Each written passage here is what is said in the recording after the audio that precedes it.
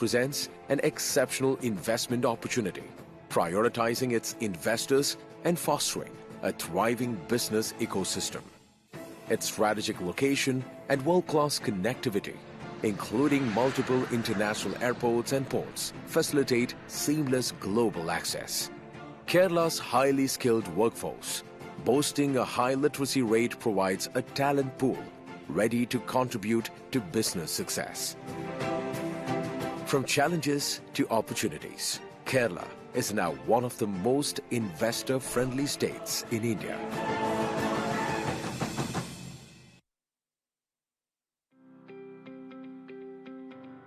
India का हर छोटा business एक बड़ा सपना लेकर चलता है और ये सारे सपने मिलकर हमारे देश को आगे बढ़ाते हैं।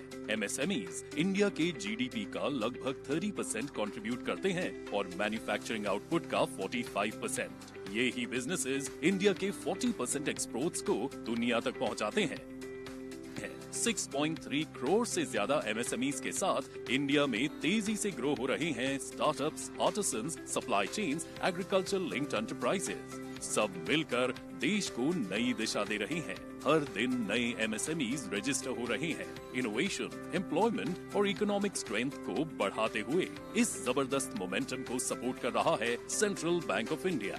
4,500 प्लस ब्रांचेस के साथ जो MSME फाइनेंस को मेट्रो से लेकर गांव और रूरल भारत तक पहुंचाती है। Central bank of India is powering MSME development through specialised MSME advisory services.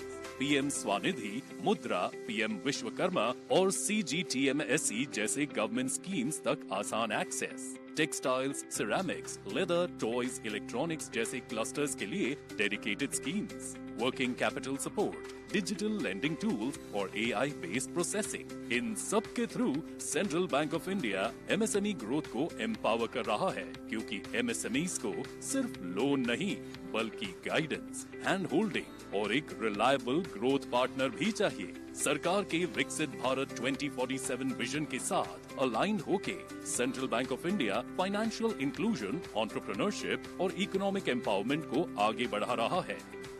नमस्ते, मैं साइना नेहवाल। हर बिजनेसमैन का एक सपना होता है और उसे पूरा करने के लिए चाहिए सही partner. Central bank of India लाया है आपके बिजनेस के लिए स्पेशल MSME स्कीम्स जैसे Cent engineering, Cent electricals, Cent textiles, Cent toys, Cent hotel, Cent food processing, Cent health care, Cent solar जैसी स्कीम्स जो सभी MSME क्लस्टर्स के लिए डिजाइन की गई हैं। सेंट्रल बैंक ऑफ इंडिया के स्पेशलाइज्ड क्लस्टर ब्रांचेस में आपको मिलेगा सबसे कम इंटरेस्ट रेट और प्रोसेसिंग चार्जेस। आइए हमारे ब्रांच पर और अपने सपनों को साकार बनाएं।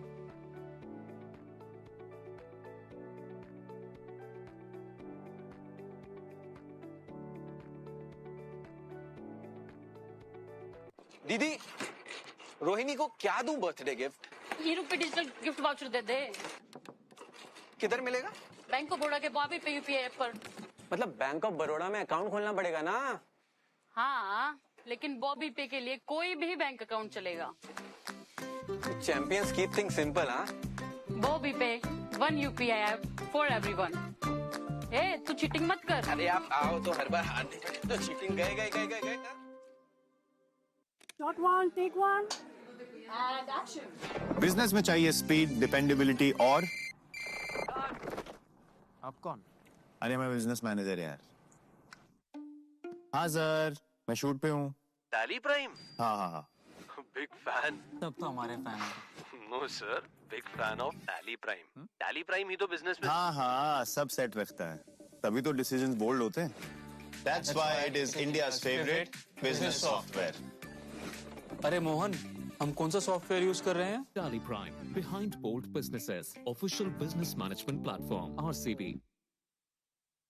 A vibrant space where passion comes alive to grow and flourish in the path of life with guidance, support and goals in sight, helping young minds excel and thrive. SSBM Residential School, ever shining bright, climbing greater heights. Yeah, SSBM Residential School. SSBM Residential School.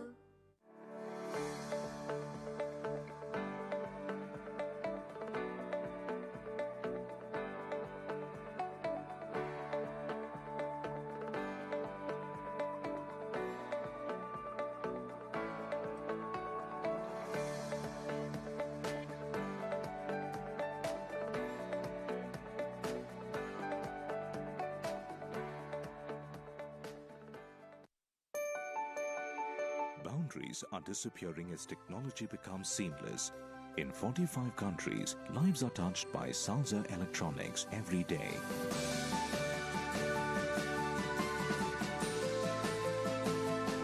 As India's leading player offering both total and customized electrical and automation solutions, Salsa has just one simple philosophy: smart, reliable solutions, whoever and wherever the customer may be. Salsa's influence plays across a wide range of products and application areas. An organization growth lies not only in the vision at the start, but also how it is taken forward continuously. A quick look at the wide portfolio of Salsa products across various segments has a rather powerful story to tell.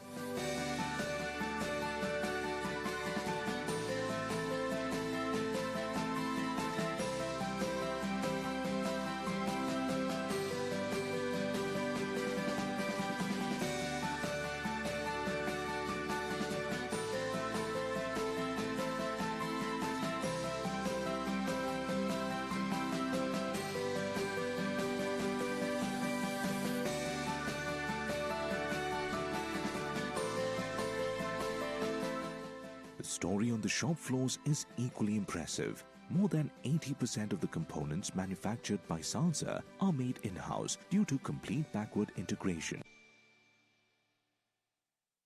Begin your dream home journey with SIB Home Loans.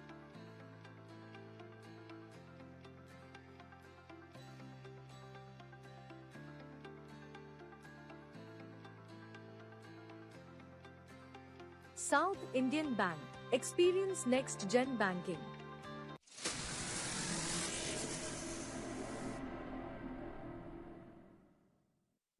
Welcome to Turbo Engineers, established in 1992 by a team of dedicated technocrats. At Turbo, our bulk material handling equipment system division is powered by a state-of-the-art automated plant. Equipped with advanced machinery, our production line includes CNC pipe cutting, double-headed boring, and welding machines designed to achieve precision without compromise. That we offer a diverse range of products, including belt conveyors and components, with widths from 200 millimeters to 2400 mm screw conveyors in both carbon and stainless steel, up to 1,200 millimeters in diameter and 8 meters in length. Bucket elevator conveyor components such as idlers, pulleys, idler frames, belt scrappers. Your partner in high-quality bulk material handling solutions. Connect with us today. 4 decades of consulting. A new dawn in ERP transformation. Businesses are evolving. Operations are becoming smarter. The future belongs to connected enterprises. Finance, inventory, manufacturing, analytics, unified through Zoho ERP. Every successful business has a rhythm. Zoho Rhythm aligns processes, systems, and people into perfect sync. A new dawn, a new rhythm, a new beginning. Zorian Systems, specialists in Zoho ERP. For Zoho, think Zorian.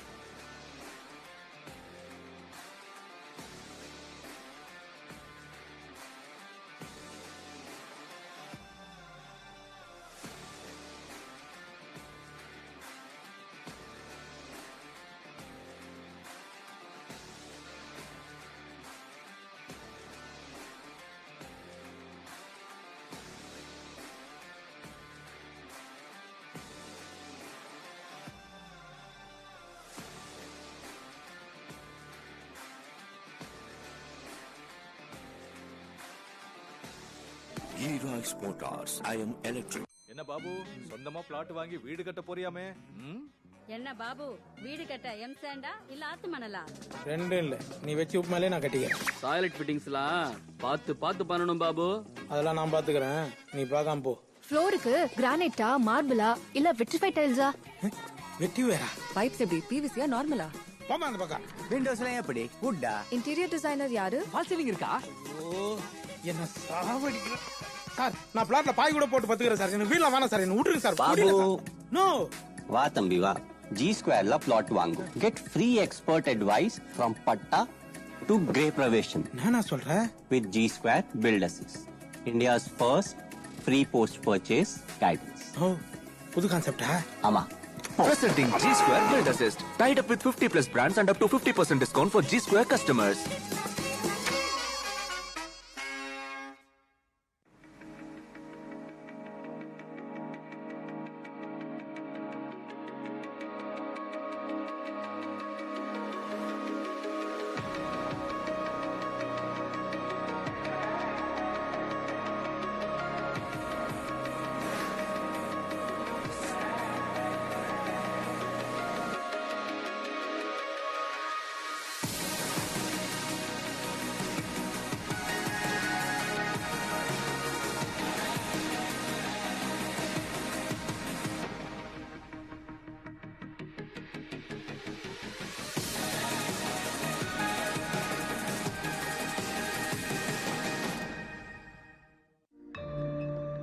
Kerala, the land known for its breathtaking landscapes and cultural riches, is now India's top achiever state.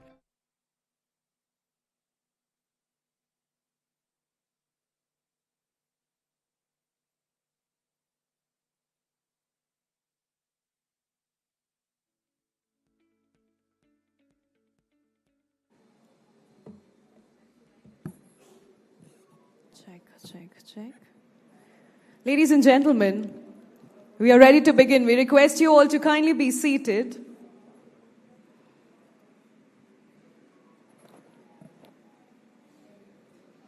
Good evening. கொஞ்சம் sound வந்துச்சுன்னா நல்லா இருக்கும்.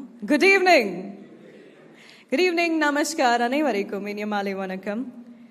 Ladies and gentlemen, the titans of the industry, pioneering entrepreneurs and our distinguished guests. I'm Ekta, and I'm absolutely privileged to be your host and to welcome each one of you to the Hindu Businessline MSME Growth Conclave Coimbatore edition.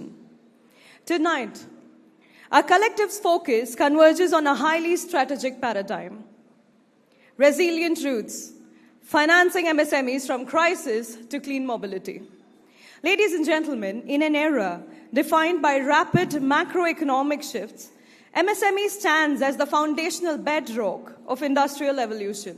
And tonight, the Hindu Businessline has orchestrated a high-caliber forum, bringing together the finest minds in capital management, in enterprise leadership, and in policy framework. The voices who understand what it takes to MSME to not just survive disruptions, but to drive the next wave of growth, especially as the country moves towards cleaner and smarter mobility. This conclave is co-powered by Invest Kerala and Central Bank of India, supported by our valued associate, realty and lifestyle partners.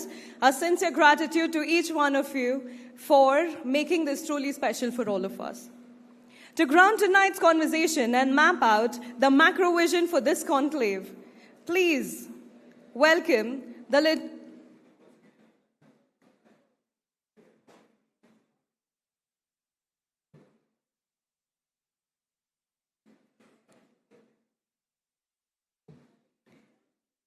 Well, there was someone who just came and told me, okay, before we invite the gentleman on stage to set the context, how about we do a quick round of just one word based on what your thoughts are when it comes to MSME Growth Conclave.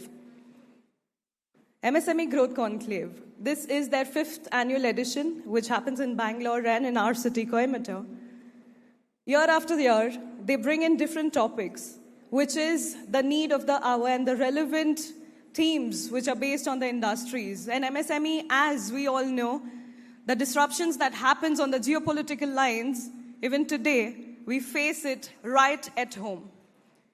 So such panel discussions, such dialogue, such conclave is very, very important for all of us to understand how to navigate through this. But very quickly, just one word. What do you think about such conclaves? Anyone can answer.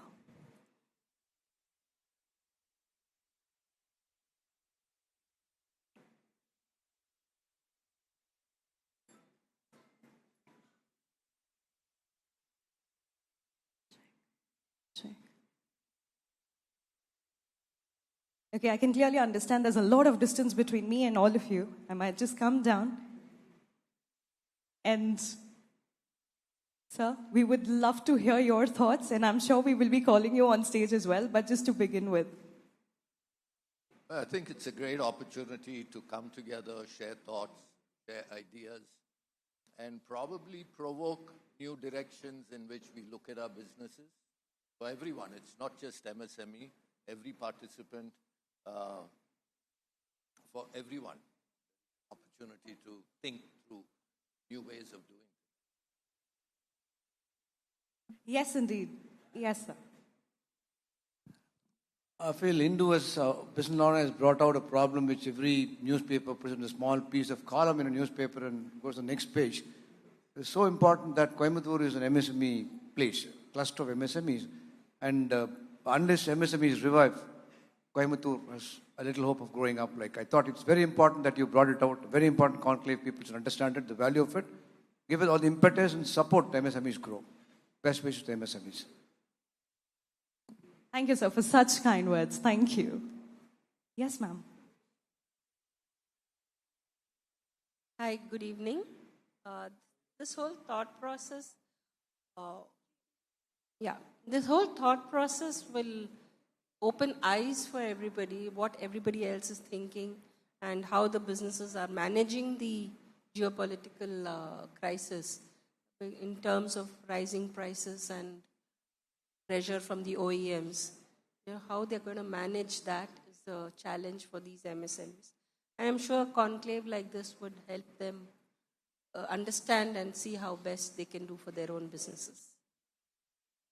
Thank you very much, ma'am, for sharing your thoughts with us. Is there anyone else? I think we have time for one or two more dialogues that way. It's very clear. What do you think about such conclaves? And especially coming from the Hindu Businessline, we are known to create impacts and also help you navigate through these tough situations and tough scenarios. Anyone else? I know a lot of you are waiting to just raise your hand, but there's something stopping you. Yes, sir. This is my first MSME conclave. I'm coming here with some expectation of shamelessly lobbying and see if we can drive compliance and influence regulations as well. Thank you. Thank you for such an honest opinion. And we will see how we can deliver that to you as well.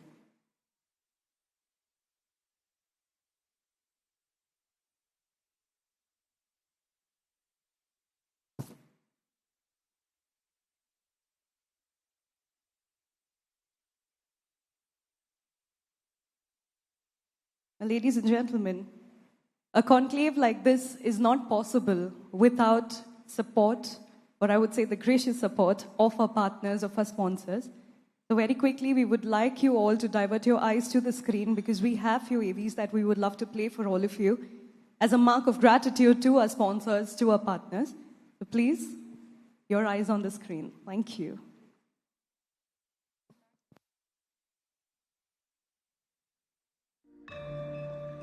Kerala, the land known for its breathtaking landscapes and cultural riches, is now India's top achiever state in ease of doing business. This is not just progress, it's a transformation. Kerala's improved ease of doing business ranking is driven by several key factors. Why invest in Kerala? Because Kerala invests in you. The state presents an exceptional investment opportunity, prioritizing its investors and fostering a thriving business ecosystem. Its strategic location and world-class connectivity, including multiple international airports and ports, facilitate seamless global access. Kerala's highly skilled workforce, boasting a high literacy rate, provides a talent pool ready to contribute to business success. From challenges to opportunities, Kerala is now one of the most investor-friendly states in India.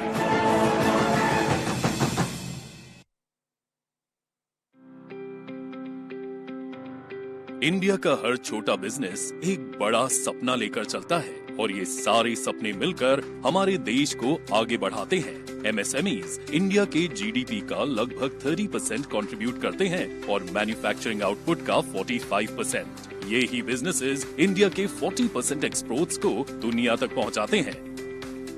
6.3 crore से ज्यादा MSMEs के साथ India में तेजी से grow हो रहे हैं startups, artisans, supply chains, agriculture linked enterprises. सब मिलकर देश को नई दिशा दे रहे हैं। हर दिन नए MSMEs रजिस्टर हो रहे हैं। इनोवेशन, एम्प्लॉयमेंट और इकोनॉमिक स्ट्रेंथ को बढ़ाते हुए इस जबरदस्त मोमेंटम को सपोर्ट कर रहा है central bank of India. 4,500 plus branches के साथ जो MSME फाइनेंस को मेट्रो से लेकर गांव और रूरल भारत तक पहुंचाती है। Central bank of India is powering MSME development through specialised MSME advisory services. PM Svanidhi, Mudra, PM Vishwakarma और CGTMSE जैसे गवर्नमेंट स्कीम्स तक आसान access. Textiles, ceramics, leather, toys, electronics जैसे क्लस्टर्स के लिए dedicated schemes, working capital support, digital lending tools और AI based processing. इन सब के through central bank of India MSME growth को एम्पावर कर रहा है, क्योंकि MSMEs को सिर्फ लोन नहीं बल्कि गाइडेंस, हैंड होल्डिंग और एक रिलायबल ग्रोथ पार्टनर भी चाहिए। सरकार के विकसित भारत 2047 विजन के साथ अलाइंड होके central bank of India financial inclusion, entrepreneurship और इकोनॉमिक एम्पावरमेंट को आगे बढ़ा रहा है। नमस्ते, मैं साइना नेहवाल। हर बिजनेसमैन का एक सपना होता है और उसे पूरा करने के लिए चाहिए सही partner. Central bank of India लाया है आपके बिजनेस के लिए स्पेशल MSME स्कीम्स जैसे Cent engineering, Cent electricals, Cent textiles, Cent toys, Cent hotel, Cent food processing, Cent health care, Cent solar जैसी स्कीम्स जो सभी MSME क्लस्टर्स के लिए डिजाइन की गई हैं। सेंट्रल बैंक ऑफ इंडिया के स्पेशलाइज्ड क्लस्टर ब्रांचेस में आपको मिलेगा सबसे कम इंटरेस्ट रेट और प्रोसेसिंग चार्जेस। आइए हमारे ब्रांच पर और अपने सपनों को साकार बनाएं।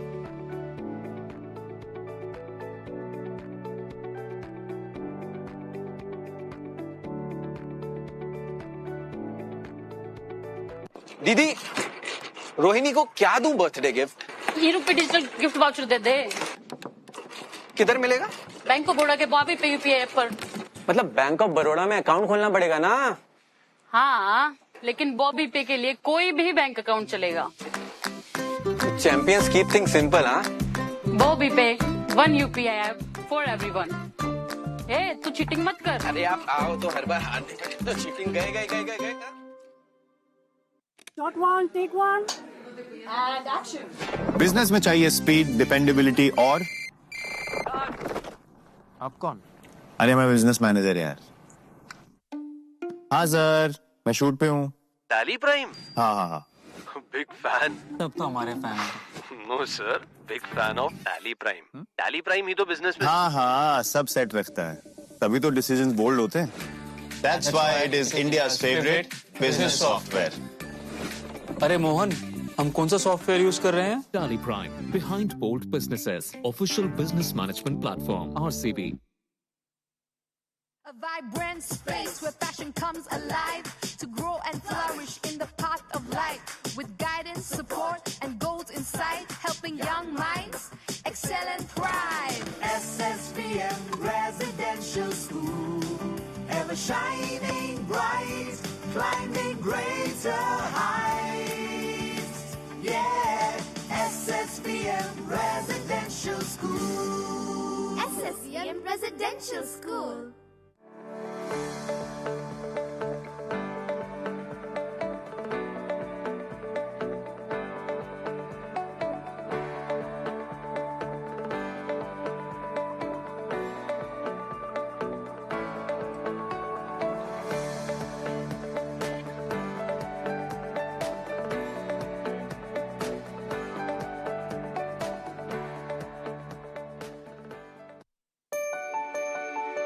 boundaries are disappearing as technology becomes seamless. In 45 countries, lives are touched by Salsa electronics every day.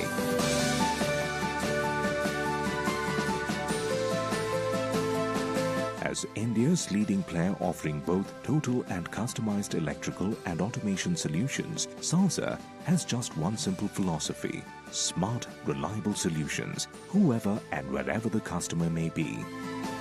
Salsa's influence plays across a wide range of products and application areas. An organization growth lies not only in the vision at the start, but also how it is taken forward continuously. A quick look at the wide portfolio of Salsa products across various segments has a rather powerful story to tell.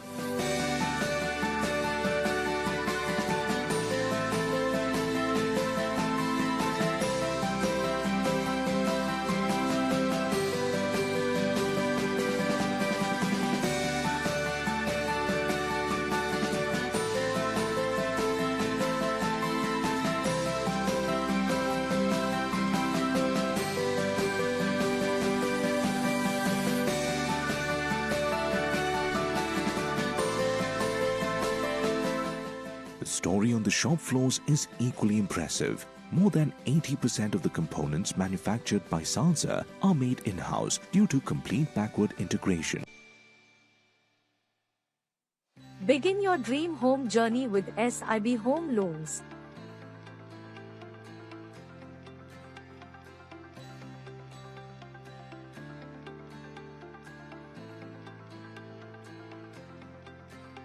South Indian Bank.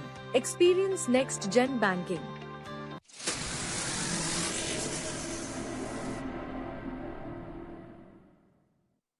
Welcome to Turbo Engineers, established in 1992 by a team of dedicated technocrats. At Turbo, our bulk material handling equipment system division is powered by a state-of-the-art automated plant. Equipped with advanced machinery, our production line includes CNC pipe cutting, double-headed boring, and welding machines designed to achieve precision without compromise. That we offer a diverse range of products, including belt conveyors and components, with widths from 200 millimeters to 2400 mm screw conveyors in both carbon and stainless steel, up to 1,200 millimeters in diameter and 8 meters in length. Bucket elevator conveyor components such as idlers, pulleys, idler frames, belt scrappers. Your partner in high-quality bulk material handling solutions.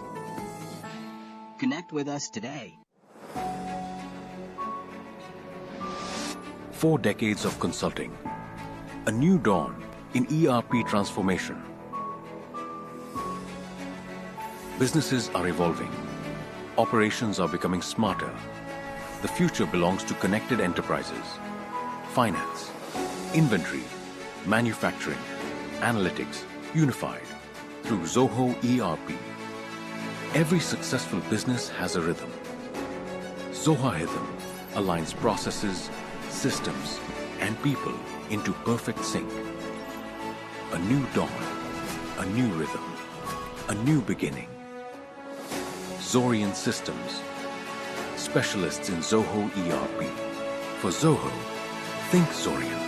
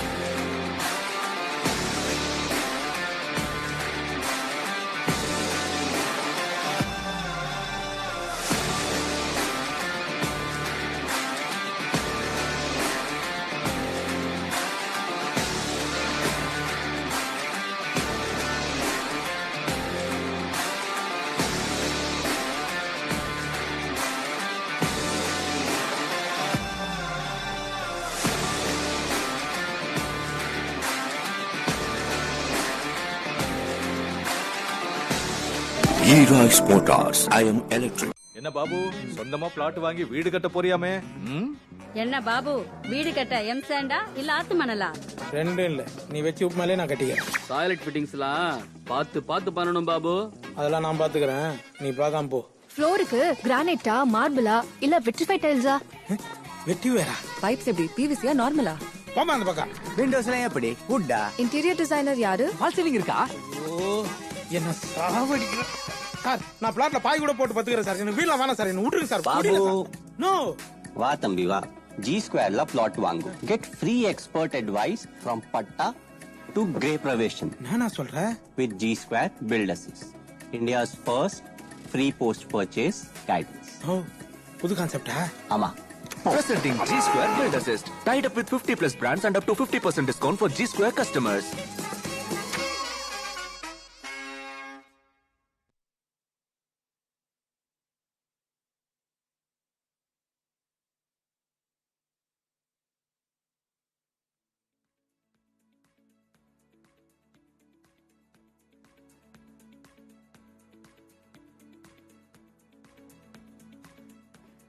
Ladies and gentlemen, a round of applause for our partners, please. We're extremely grateful for their support for a conclave of this scale. Thank you. To ground tonight's conversation and map out the macro vision for this conclave, it is time to welcome the intellectual force steering one of the India's most trusted financial voices. Please welcome to the podium Mr. Raghuveer Srinivasan, editor, the Hindu Businessline.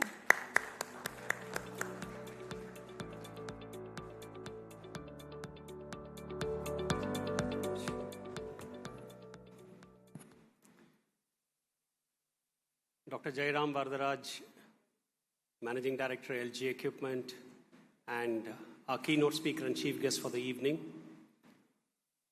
Mr. Ravichandran Purushottaman, President of Danfoss India and Chairman of SCII Southern Region, who will be engaging in a fireside chat. Distinguished guests, ladies and gentlemen, good evening, vanakkam. I wish to welcome you all to this MSME Growth Conclave, which is an annual feature in the Businessline events calendar. We've been doing this for the last 5 years. It's always been held in Bangalore, but from last year we started doing it in Coimbatore as well. And what better place? The hotbed of entrepreneurship in not just Tamil Nadu, but in South India. Coimbatore is a very apt place, and we had a very successful event last year, which is why we thought we should do it again this year here. And what better day than the International MSME Day today. So my greetings to all of you here from various MSMEs assembled. You are the backbone of India's growth, manufacturing, services. We celebrate startups in a big way today, but you have all been startups much before the word became popular in the lexicon, business lexicon of this global. You have started up businesses across various sectors, built them up with a lot of grit and courage, braving odds in a system which is oftentimes loaded against you. The big companies manage to get what they want done. They have the voice, they have the strength, they have the backing to do that. But smaller players like you, who are actually behind the success of these big companies, are often not celebrated enough. And your work is not recognized. So conclaves like this are meant to bring to the fore the important role played by MSMEs in the country. You know, you're not just accounting for a third of India's GDP and, a third of the manufacturing workforce in this country. I'm told that you employ about 50 crore people, which is next only to agriculture in this country. But more important than that, there are 7.2 crore MSMEs in this country powering India ahead. So we would like to thank you all. This is also an acknowledgement of the work done by MSMEs. We would like to celebrate you this evening and bring to the fore some successful stories from this segment of business that is not appreciated often. This evening we have two interesting panels, skilling and financing are the two important areas which MSMEs often run into hurdles. We focused on skilling in our Bangalore Summit, and today we are going to focus on financing, especially in these times of war, how difficult it is for MSMEs to access finance. The second session will focus on a sunrise area, which is electric mobility. MSMEs have traditionally been the backbone of the auto industry, though we all run behind the glamorous names in the auto industry, the brands, but the painful work done in the background is done by MSMEs who produce the various components, assemblies, sub-assemblies that go into an automobile. So today we'll focus on the electric vehicle mobility segment and the promise that lies there for MSMEs. As I said earlier, we will also have an interesting fireside chat with Mr. Ravichandran Purushothaman, who brings varied experience and is holding a very important position today as chairman of CII Southern Region. So I hope you all benefit from this next 3 hours and have something to take back to your colleagues and to your offices. Welcome once again and wish you all a very good evening. Thank you.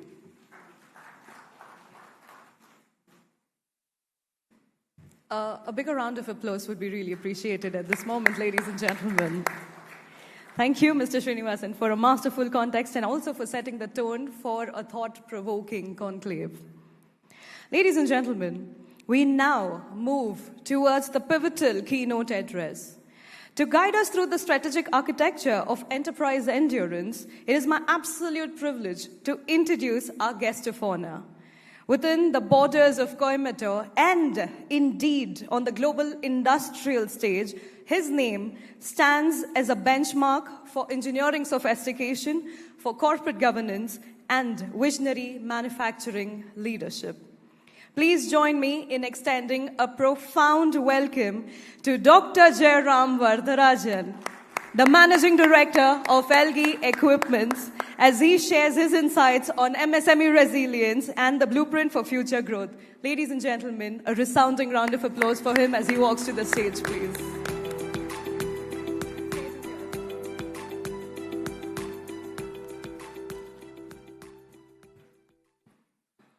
Raghuveer, Ravi, Dr. Chandrasekhar, other speakers this evening, ladies and gentlemen, thank you very much.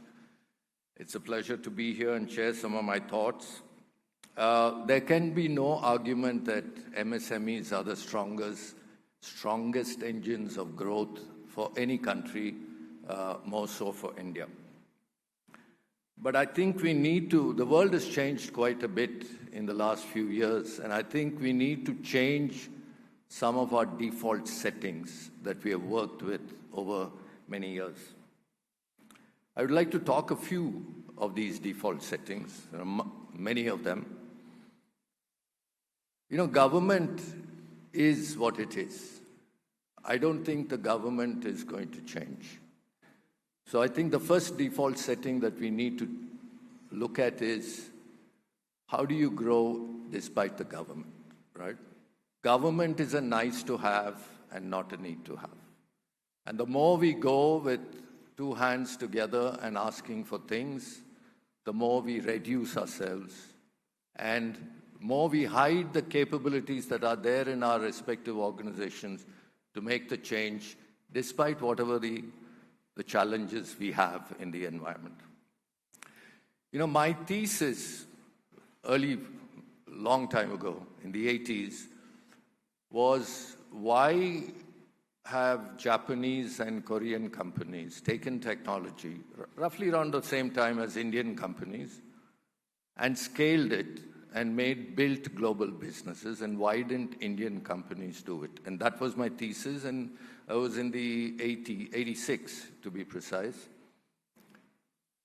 Yes, there was a problem with the government. Yes, Japan had a country strategy. Korea had a country strategy. India didn't have a country strategy. Parking that aside, I think there was a lot of limitations in what we were doing as well, right? So I think we need to go and question some of those fundamentals, right? What we need to do is stop doing Me Too products. We need to do I First products. Products that are there for the first time in the world, right? Yes, the tyranny of cheap labor and being low cost and replicating Me Too products could be a window, but it just be a window that we should close ourselves. We should move away from it, build products that are there for the first time in the world, because building I First products releases from the slavery of being cheap. And I don't think we can build a country on the back of Indians being cheap. I think all of us go to work and we want to improve our standard of living. And one aspect of standard of living is what we earn. But if we architect our business strategy on the basis that we are going to be low cost, then we are shooting ourselves in our foot. I think it's fundamentally wrong. We need to look at how to build a company with expensive Indians, not just cheap Indians. I think the point is that India, yes, we get very passionate and patriotic about India, but India is very small. The Indian market is very small. We need to realize that there is a huge global opportunity, and we need to aspire for that, right? And to aspire and fulfill that requires a completely different shift in terms of what we need to do. You know, a lot of times when I talk about not building Me Too products, people, there is a lot of skepticism, right? I say, how can we do it? We don't have colleges, we don't have this, we only talk about what is it that we don't have, right? But we need to look at examples, Indian examples, and of course global examples that had everything but still lost, but didn't have everything and still won, right? So I'd like to share a couple of examples. When we look at opportunities, there is a stated need of the customer, right? The stated need of a customer, car, I need 4 wheels, a steering wheel, 4 seats, whatever, it's a stated need. There is nothing insightful there.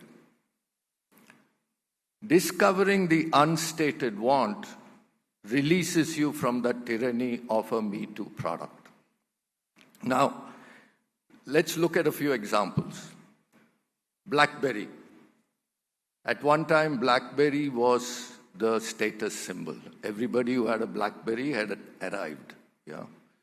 Now you go to a customer of BlackBerry at that time and say, what do you want? What can we do to make it better? I used to have a BlackBerry and I had very fat thumbs.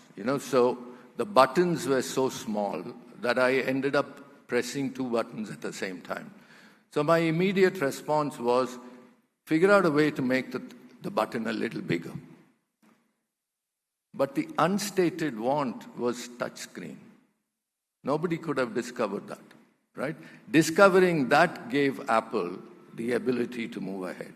So what is the touchscreen equivalent in your business for your customers? Tamil சொல்லுவாங்க, இது என் தலைவிதி. இந்த கம்பெனிக்கு போனாலும் இதுதான் கிடைக்கும். இந்த கம்பெனிக்கு போனாலும் இதுதான் கிடைக்கும். And the talavidila then is an opportunity for us to innovate. Change what we can deliver to the customer that he considers as his fate, right? Accepts it. Now, there is another example closer to home. Yeah. Velvet shampoo. Shampoo in a sachet. Shampoo was available in a 200 ml bottle, cost 300 rupees. And that was the nature of the game, whether it was Unilever or Procter & Gamble. They were making a lot of money. They were successful. But the customer at the bottom of the pyramid aspired for shampoo, was willing to pay, but they didn't have cash flow. The problem was cash flow. People at the bottom of the pyramid didn't readily have 300 rupees to spend on a bottle of shampoo that they consume over a month and a half or 2 months. So this company came up with 1 rupee single-use shampoo in a sachet. It was more profitable than a 200 ml bottle. And they just transformed the market. Yeah? So that's the unstated want of the customer that was discovered. It was not a Me Too product. It is an I First product. Now, in the process, I know I've given you 2 consumer products, but everywhere, let me tell you, even when we look at our product, which is compressors, been around for hundreds of years, we see a lot of stuff which is really not good. Now, we can take the easy path of trying to refine what we already have, or imagine a world which is completely different, right? It's a long path, but when you go down that long path, the destination is just phenomenally attractive. You have to have faith. Now, that's why I say in engineering, there is no why, but the more important thing, we keep talking about know-how. But know-how gets you only so far. It'll get you Me Too products. But the know-why, which is the science behind the engineering, understanding that, internalizing it in a company, that know-why gives you, liberates you, and you become free, and you can make the I First products. Now, when you want to look at, we keep talking about India becoming a developed nation, and we keep talking about trillions of dollars in GDP. We can't build a developed nation on GDP. We need equity, right? So if a business is inequitable, it's not a good business.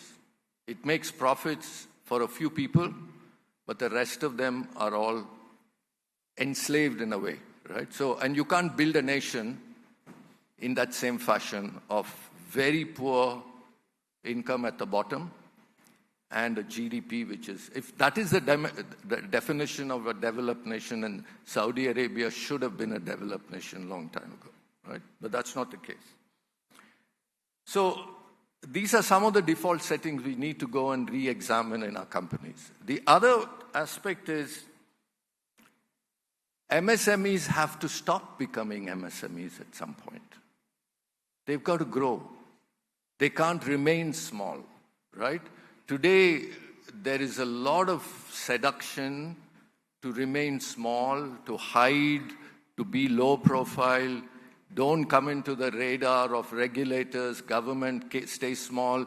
If you build a business, build multiple companies, or, all kinds of architecture that happens to remain small. Small is not good. It's a good starting point. It's not a good staying point, right? We've got to move. We've got to look at scale. And when I talk to some of my friends who are running MSMEs, their biggest concern, right, is that whole concept of control, right? How do I control? Today I'm running a small business. I know the nuts and bolts of it. I know every little detail. The minute I scale, I will lose that knowledge. How do I control it, right? I think that's a very valid concern, but I think there are a lot of processes by which you can do it. And the other big concern is, how can I own less than 100%? Yeah. Now, simple example in my own case is, in the early 90s, my family went through a very amicable partition, and I ended up having to run the company, LG. And I started with an equity holding of 8%. Now, at that time, it was already listed, and for some reason, it's a long story, that's for another day, it was also already a well-valued company. So we didn't have money to go and buy, right? So we took a long-term punt. We issued certain convertible debentures and all that. That's another story. But the point is, today we have 31%. People keep asking, but is 31% good? I think it's a question of fundamentally asking, what do you value? Are you valuing your holding, or you're valuing the percentage that you hold in a much larger entity? I would rather hold 5% of something that's a few billions of dollars than 100% of something that is a few million in dollars. I think the value gives you so many degrees of freedom to grow that that sense of insecurity you need to go. That's the default setting that you need to get out of. And it's possible. Many companies have done it. The third one is we all start our businesses for profit.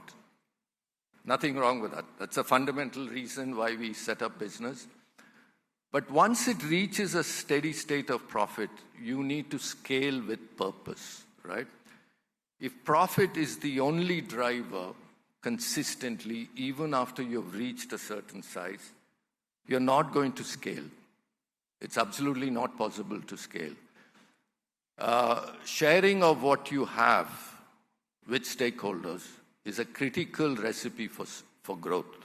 Whether it's your employees, whether it's your suppliers, your distributors, your investors, and society at large. If you don't have an equitable balance, the American MBA thing of maximizing shareholder value doesn't work anymore, right? You need to look at balancing stakeholder expectations across the organization. And that comes from a deeper purpose of why you exist in a company. You know, Professor Aswath Damodaran of New York University talks about life cycle of companies.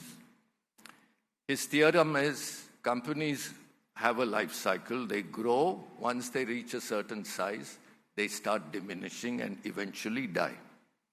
And his theorem comes from the thing is you build competencies, you invest in these competencies, they become very large. And when that business loses relevance, your ability to pivot in a new direction becomes very difficult because you've got this critical mass that you've invested. Logically makes a lot of sense. But then why do institutions like Oxford and Harvard stay so long? You know, they also need profit to run these institutions. But they have a larger purpose, right?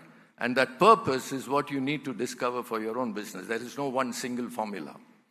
It's about sharing, and through the process of sharing, you liberate and build a lot of agility within the organization to change and pivot. So I think that's a critical part that you need to think even as you're small and say, what is my real purpose? Why do I exist? And therefore, how do I engineer a business, architect it to be able to deliver on it? The last piece that I want to talk about, it's far from a total list, is compliance and governance. I'm happy that one gentleman brought it up during the initial session. I think compliance and governance is a very painful process, right? A lot of us think, man, this is such a headache, this is such a cost. We really shouldn't be doing it because you don't see the value of it. But let me tell you, there is huge value in ensuring very high standards of compliance and governance, right? Whether you like the law or not is irrelevant, you know.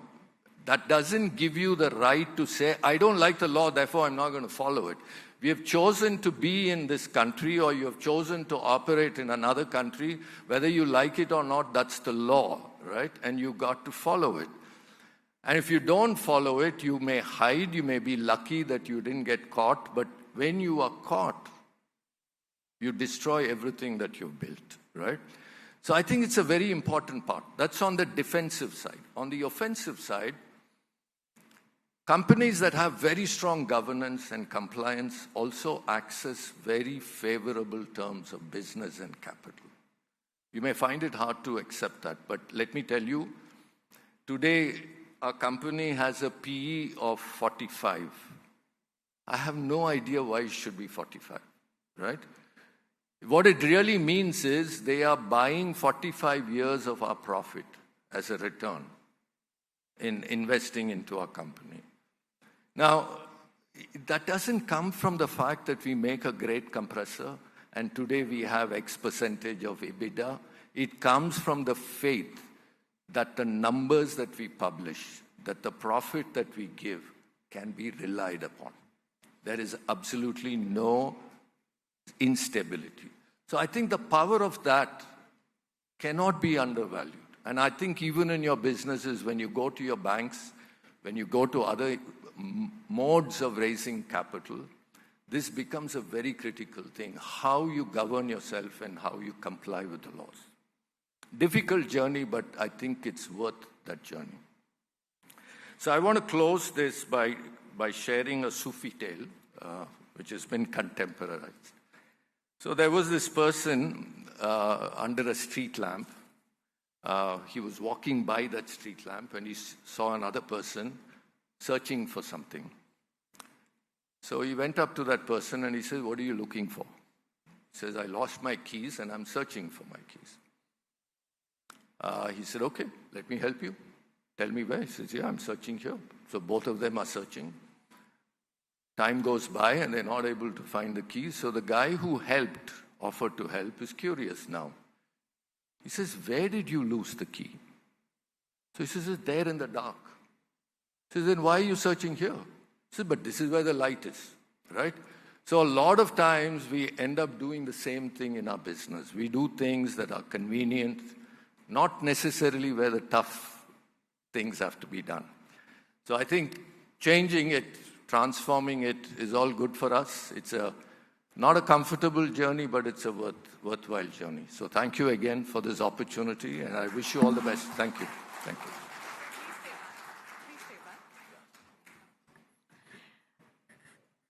இந்த கை தட்டல் எல்லாம் பத்தாதுங்க. A bigger round of applause for our guest of honor.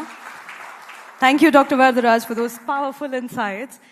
I believe when a leader speaks from absolute market facts and the real world ground realities, especially about changing the default settings, it gives our entire ecosystem a perspective, a clear, actionable blueprint to follow. On that note, may I kindly request Mr. Raghuveer Srinivasan to kindly come up on the stage and to felicitate him, please.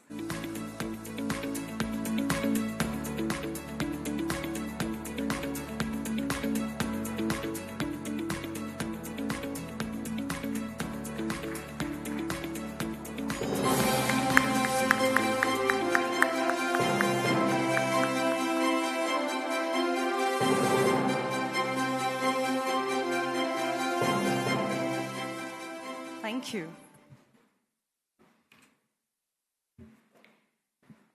Ladies and gentlemen, at this moment, kindly give me a minute, because we would like to thank our sponsors, our partners. This is the Hindu Businessline MSME Growth Conclave, and we are being co-powered by Kerala State Industrial Development Corporation, Central Bank of India. Our associate partners are Bank of Baroda, Tally, SSVM Institutions, Indian Overseas Bank, Salza, South Indian Bank, Turbo Engineering, Zorian Systems, Suguna Pumps and Motors, Mel's Constructions, E-Royce Motors India, Roo School, and our realty partner is G Square. Our lifestyle partner is Lexus. Ladies and gentlemen, now it's time to shift directions and move into our first panel discussion of this evening. It tackles a theme that couldn't be more real or immediate. Like Mr. Raghuveer, initially in his welcome note, he set a context for this one.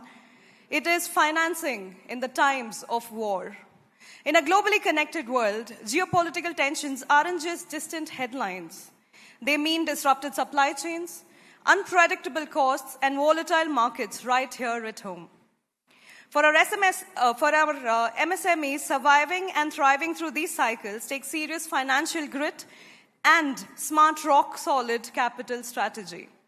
To show us how to bulletproof our business finances when the world gets unpredictable, please welcome our stellar lineup of panelists to the stage. We have Mr. Karthikeyan Monagurusamy, our immediate past president, Codicia. There he is. Vanakkam, sir, please. Welcome to the panel. We have Mr. Rahul Jyoti Kumaran, head SME Business, Sundaram Finance. There he is walking to the stage. Welcome to the panel, sir. Mr. Kumar Doraisamy, CEO, Eastern Global Clothing and Joint Secretary, Tirupur Exporters Association. Apparently, he's running a little late. He will be joining us very quickly.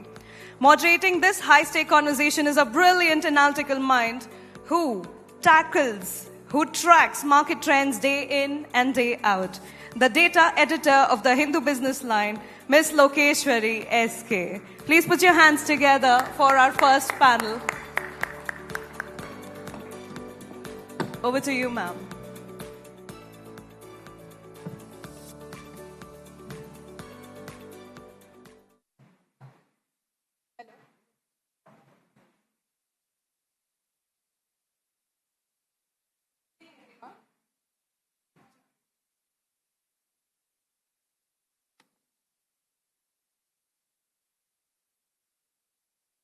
Hello.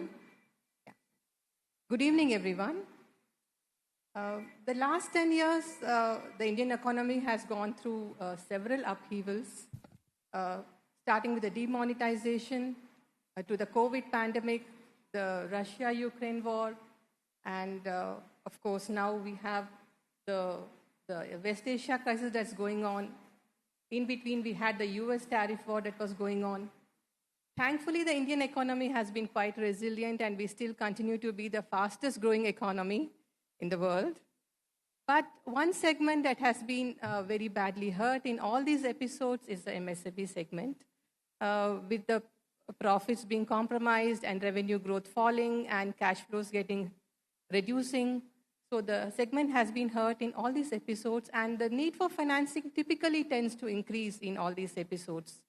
So how do the companies, the MSMEs, navigate these kind of episodes? How do they finance their needs? To answer all these questions, we have our eminent panel with us. Thank you so much for joining us, gentlemen. So, Mr. Karthikeyan, I'd like to start with you. You are the immediate past president of Codicia and also run your own firm, Sukshma Dynamics.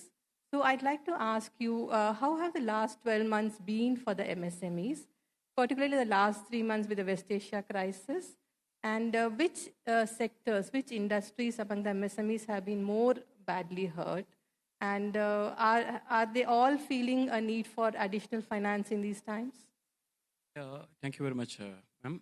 Yes, as I was heading Codicia for the last 2 years. And in the last 2 years, the MSMEs have had a lot of difficulties. Ma'am, you are talking about just these 12 months, but I would say last 20 years we have to take. So MSMEs, from the time from lathe to CNC, there was a transition, and from CNC, the MSMEs have not moved on for the last 20 years. So that's where the MSME trouble started up. I'm talking about 2000s. So what happened is, in the last, after the demonetization, MSMEs were short of funds. See, we talk about 31% of MSMEs are contributing to India's GDP. But what we need to understand is, what is the manufacturing MSMEs contributing overall? See, if you take it as in the car manufacturing, the entire car parts are supplied by the MSMEs. Some cars, 70% of the components, some cars, 90% of the components. So, if the country's economy is growing, it is not the 31% of the GDP alone. It is 70 to 90% of the MSMEs who are the backbone. So we contribute more than $1.25 trillion in MSMEs. So what happens is, when the MSMEs progress, what trouble they have is, like, they are not able to get the funds. See, earlier there was a calculation like 20 or 25% was the working capital for any MSME. Somehow the banks have arrived at, based on the previous maybe 30 or 40 years of history. But what happens now? We have the Ukraine war, or you have the Strait of Hormuz closing. What will happen to the MSME?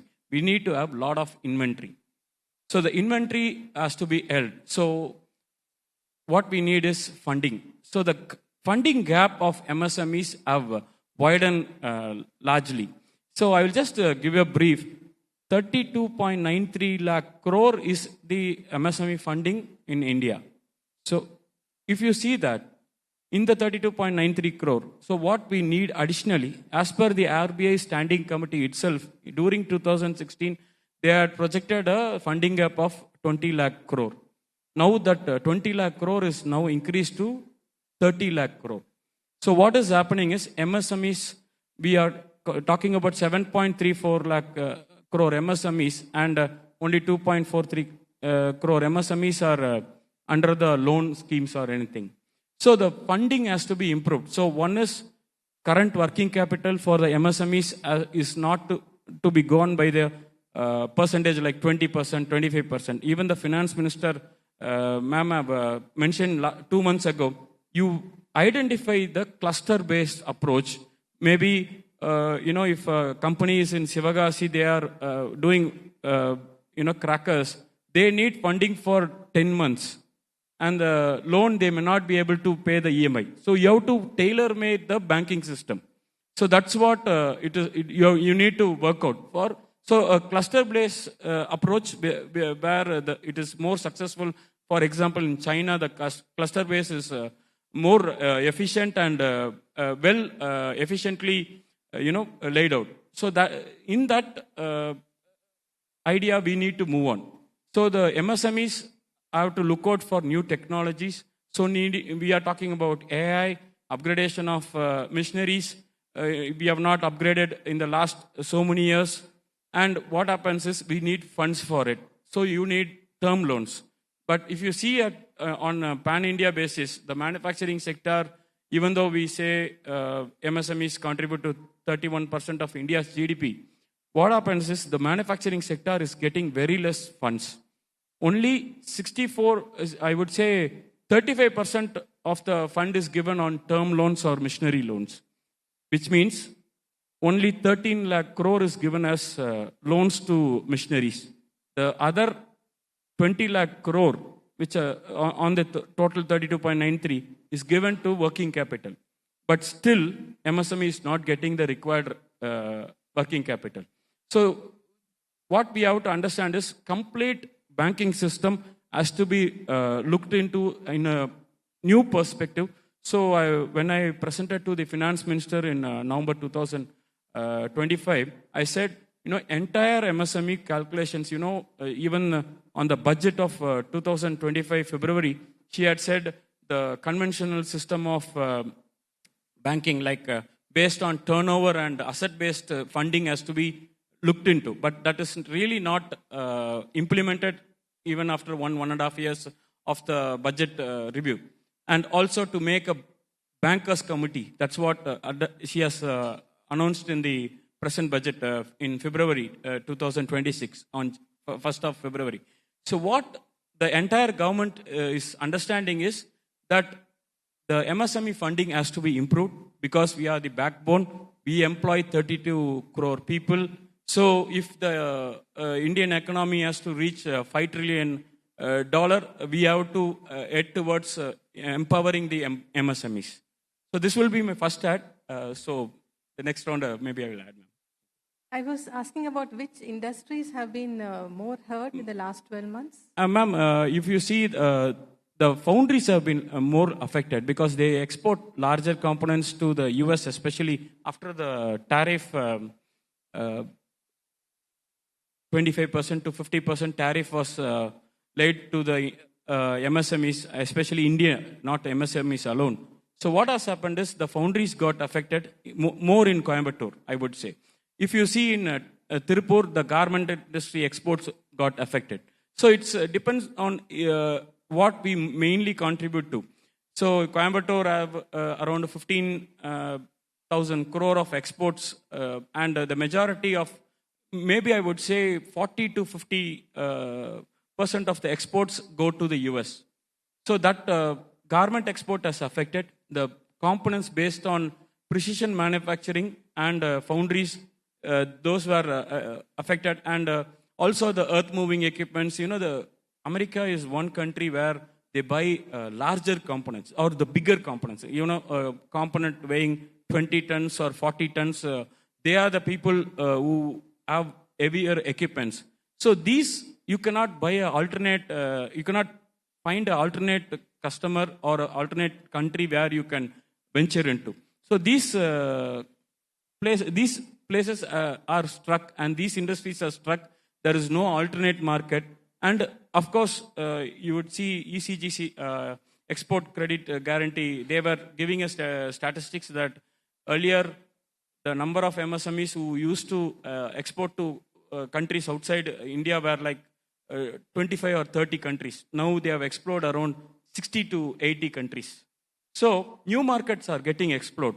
we are looking at Asian market, Southeast Asian market, and African market, but it will take time. And at this time, we need funding also from the banker. So everything is a link, ma'am.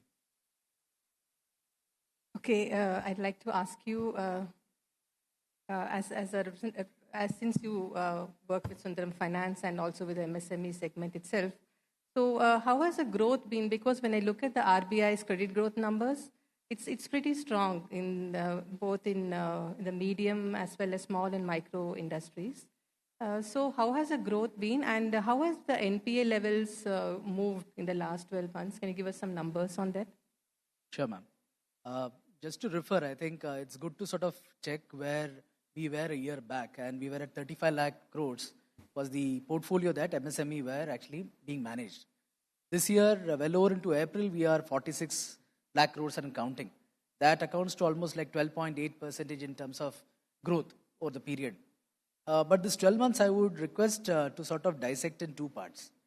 One till December, April to December, where I think there was a very euphoric sort of a growth rate in terms of credit offtake. 18 to 20% is where I'll peg that number. And thereafter, which from say January onwards till now, I think we have sort of seen one of the slowest credit growths at 3.6%. So that's something that gives enough highlights for us to understand where things have actually slowed down. I think the deferment of capex across many of these particular units is clearly visible. That does not take away the fact that there has been a demand for funds.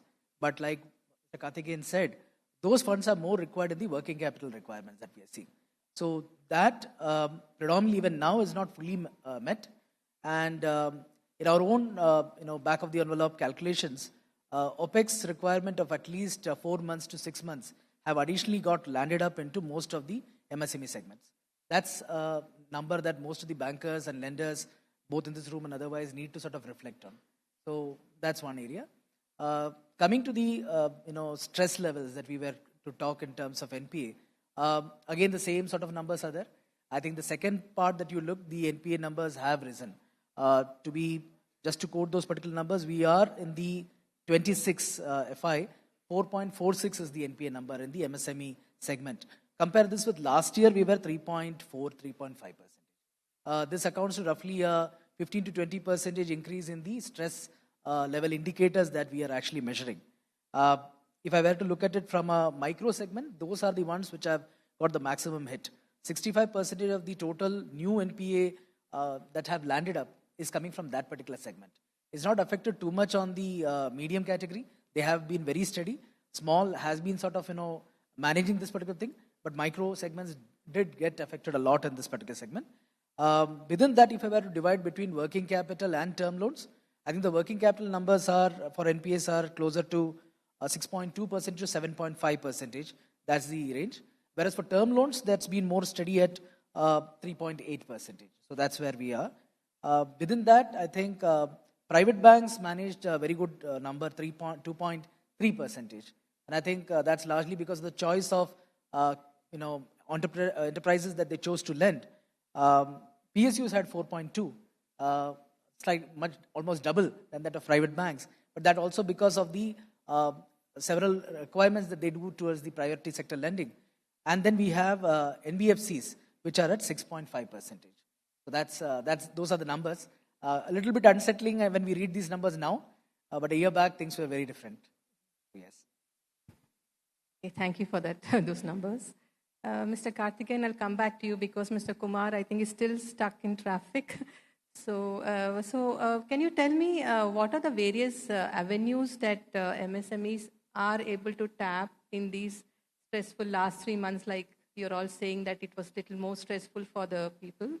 So besides, is it primarily banks and NBFCs, or is there any other channel that you people look at for raising funds? No, Mr.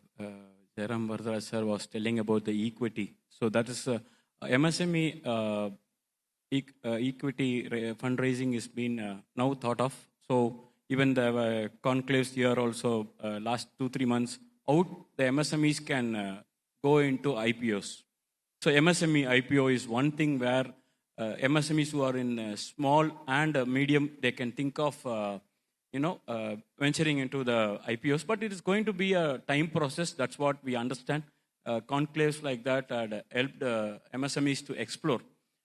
But the other part is not only the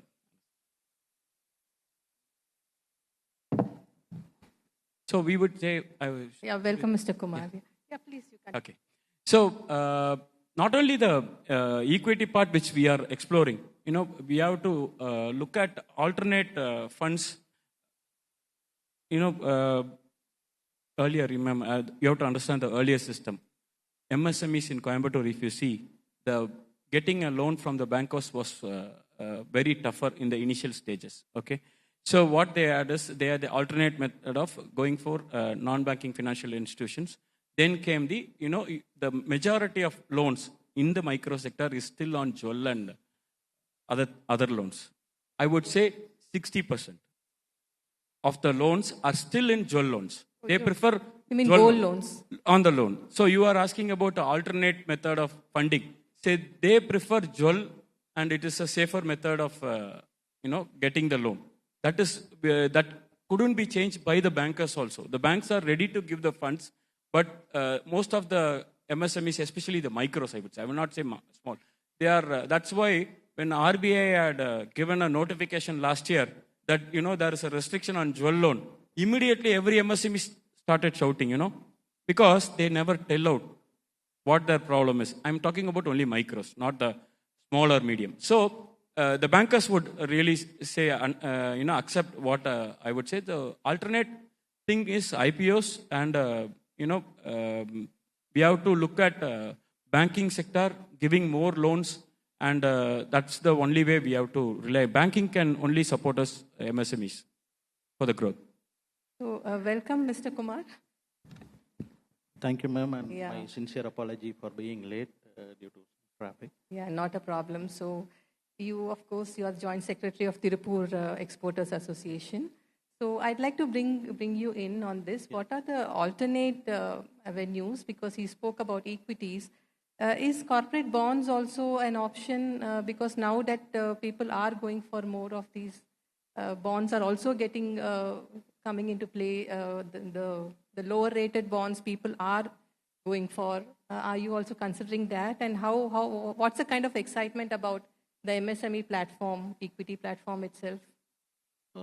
Basically, if I talk about the background of Tirupur, Tirupur is about 95% are MSMEs, and MSMEs, if you can classify the turnover of a company starts from 1 crore rupee per annum, another company will be doing around 10 crore per annum, and another company will be doing about 30 to 40 crores, and it ranges. You name anything between 1 crore to 4,000 crore, Tirupur is there.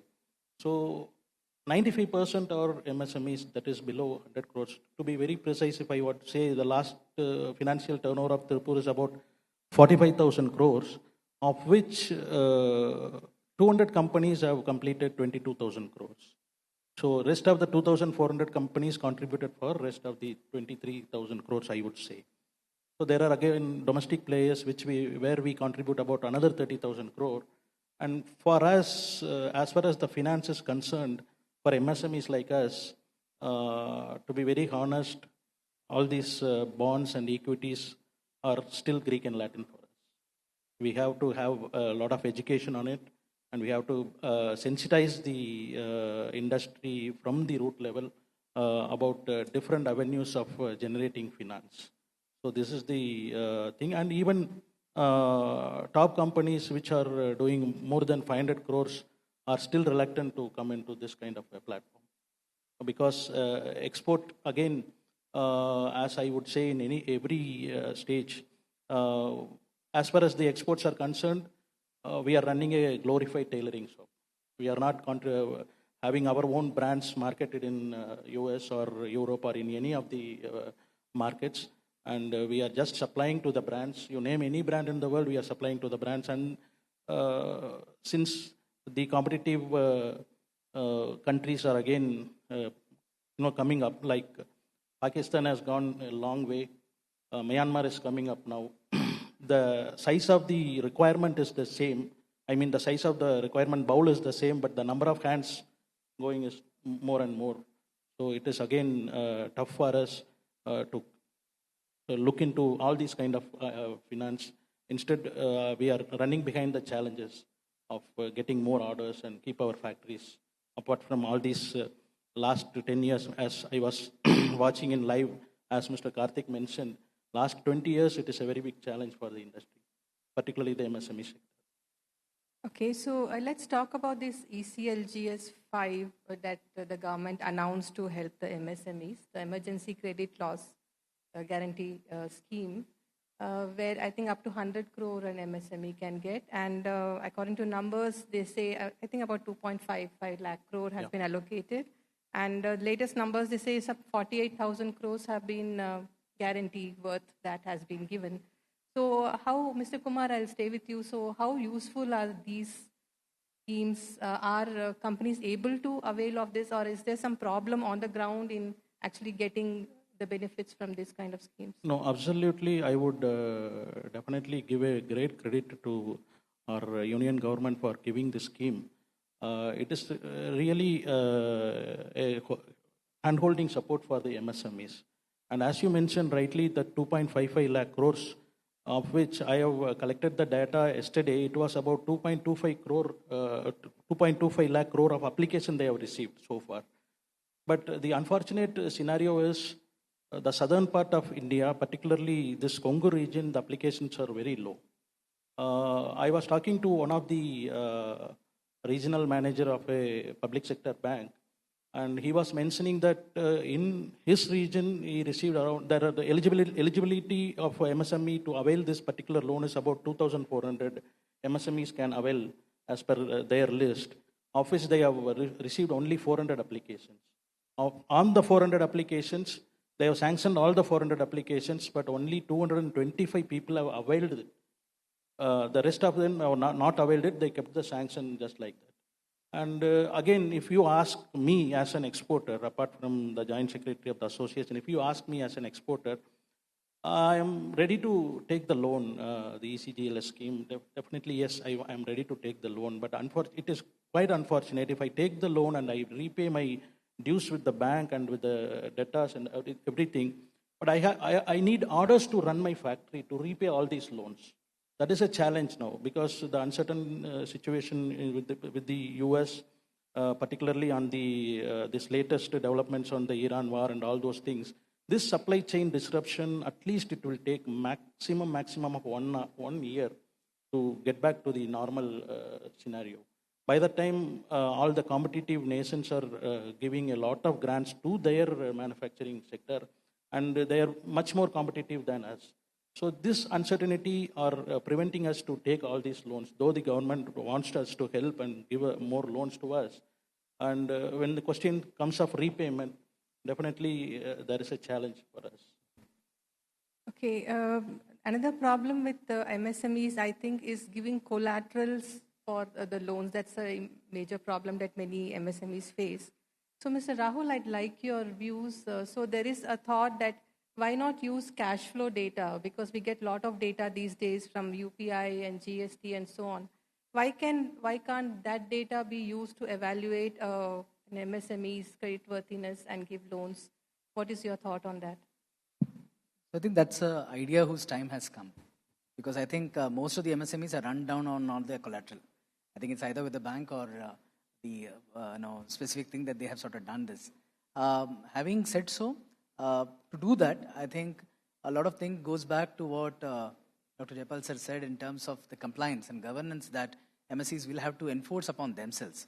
I think a couple of these cash flow related products that are there in the market and which even CGT MSE is also saying that you could devise products on that relies on cornerstones of how good your bureau scores are, how good your cash value that you're showing in the particular bank, how good is your GST flow being proper, fit, and in time that you're able to show. And most important in terms of how your ITRs are also getting shaped up. So a good amount of, I think, voluntary disclosures and ensuring that cash is good, but cash if showed into the bank is better for you to get not only a line of credit, but also rates which are much more cheaper than what they're currently availing through unsecured loans. So I think those sorts of schemes can be created by banks as well as NBFCs under the CTMSE framework. And I think that's on the forefront of most of the innovative financials that are there. I think that's an important line that all of us are working towards.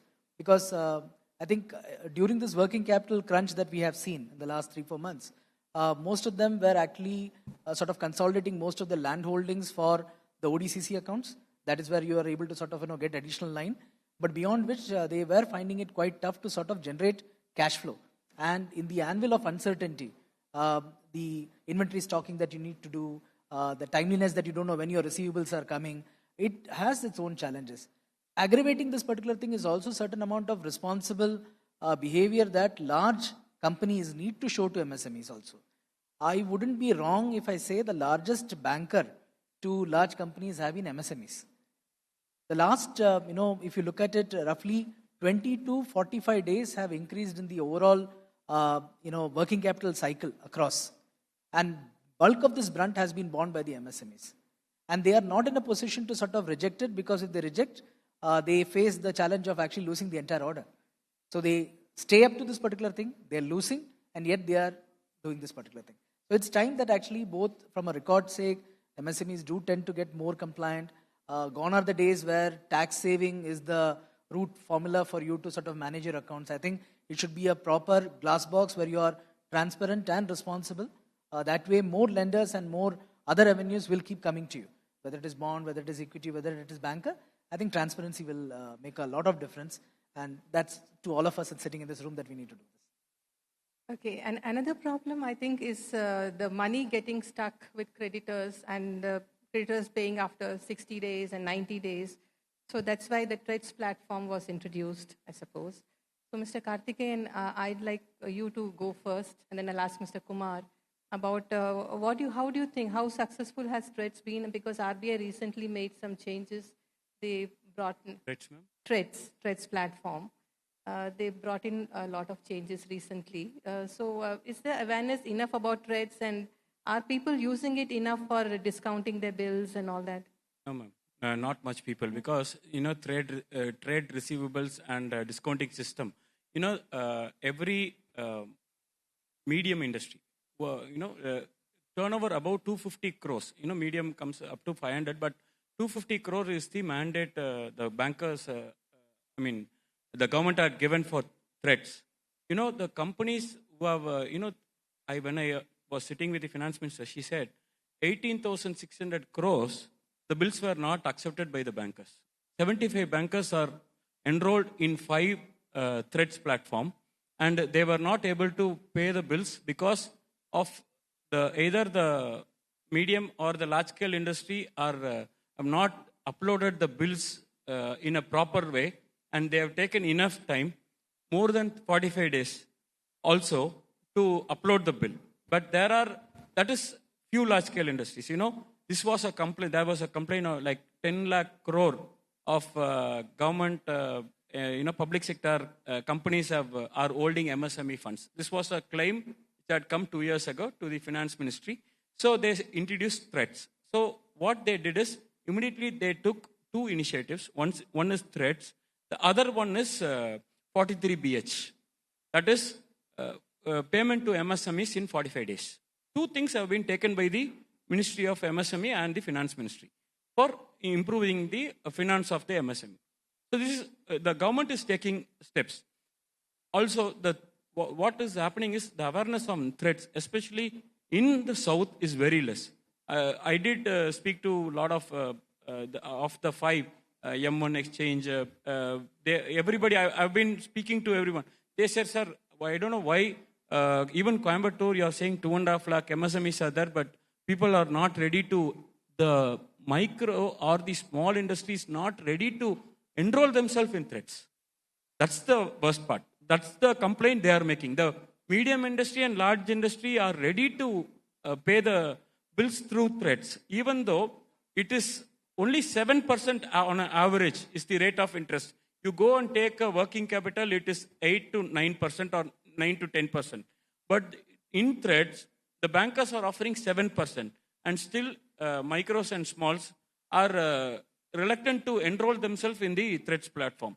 This is the condition now, but as the fund crush comes up, I think people will change. We will move on to that because in the ECGLSC scheme also, ma'am, watching. So there also, there was reluctance in the funds taking up. The MSMEs, 3 lakh crore was given last year, 25-26. And in that, Tamil Nadu had taken 20,000 crores. Okay, ma'am. And now I'm talking about CGTMSE, not EELCS. Okay, CGTMSE. And Coimbatore had taken 2,116 crores.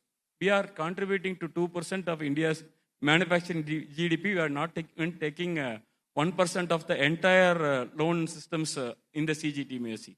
So these are things which is to be improved in Coimbatore. Especially Coimbatore are very reluctant to get funds. Last year, 24-25 annual credit plan, 35,661 crores has to be given, ma'am, but only 32,600 crores have been taken by the MSMEs. MSMEs don't want funds. That's the feedback I got from the bankers. And when I ask a banker, sir, why you have not done the funding, sir? No, MSME is accepting our, the rate of interest is also but good. Is it because they're taking gold loans, like you said? Or yes, ma'am. That is because 98% of the micros are, 98% of MSMEs are micros. That is the reason. And under MSME... Or is it they're not thinking about expanding and they put all their plans They don't, on... ma'am. They are very reluctant because... They put the plans on the back burner. Yes. And they are, that's what, ma'am, in Coimbatore, 1 lakh loans have been given, 2025-26. In that, 76,000 is micro, 13,000 to small, 11,000 accounts to medium. 1 lakh MSMEs have taken loan. Okay. Mr. Kumar, you had some ideas about how to make TREDS more effective? Or? As far as TREDS is concerned, it is not much helpful for the export companies. But of course, now there are no more export companies alone there. Since organized retail is growing in India, we need a lot of platforms like TREDS for bill discounting. But the main crux where we are facing is the buyer has to accept that if I am working with an organized retailer, and if I want to discount the bill, I want to inform the same to my retailer, and he has to accept that, okay, you can discount the bill through the TREDS. There is a lot of gap is there, and as Mr. Karthikeyan rightly said, industry has to be educated. Not only about the TREDS platform, all the bankers are trying very hard. In our association, at least every fortnight there will be an MSME outreach program by the lead bankers, by all the bankers.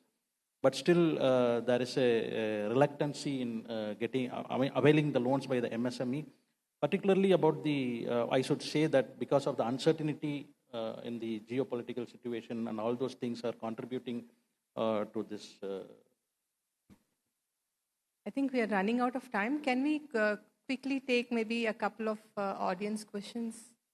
Any comments or questions from the audience? Can we please, can you just raise your hand? We'll give the mic to you.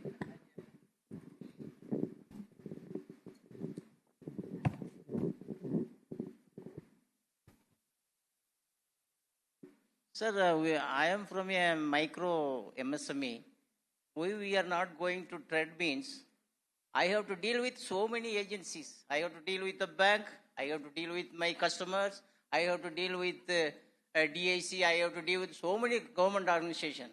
Why I have to add one more organization and spend my time? That is the reason most micro industries are not going behind the TRED. Okay, sir. Thank you so much. Thanks for that comment. Thank you, sir. Anyone else, please?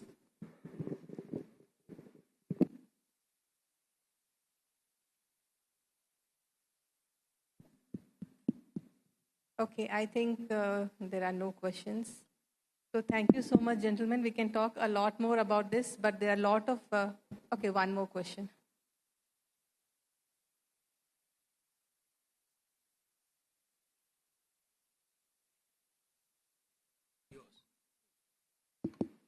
Yeah, thank you. My name is Sudhakar. Basically, TRED, it operates very popularly with the PSUs and, other bodies. The private entities, they are not, enforced it, this one. This is very, very important point. There are a lot of corporates which is not onboarded with TREDs. And secondly, the awareness of, from the MSMEs. These are the two reasons. See, though, 250 and above, who is now, previously it was 500 crores and above, has to have TRED on board. Now it has been remodified and reclassified with the 250 crores and above.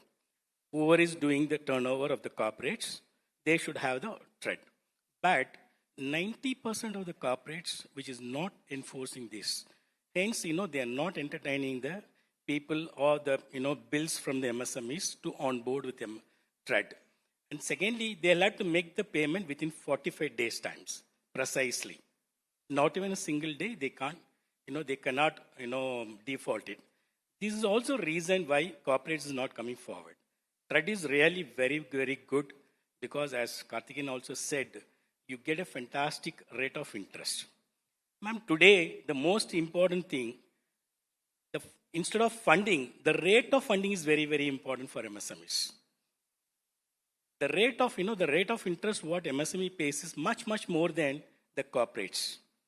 The rate of interest is somewhere about 9 to 12% people are paying it. So this is where I think we need to address somewhere. Thank you. That's a good point, sir. I think they got all the PSUs onto the TREDS platform, but as you're saying, the corporates are not there. So that's making a difficult. Yes, ma'am. Yeah, thank you so much for that. Mr. Kumar. Mr. Kumar wanted to add something. We run out of time, sir. Yeah. I just want to have use this platform to keep a request to Reserve Bank of India. Reserve Bank of India should come up with a separate policy for MSME sector.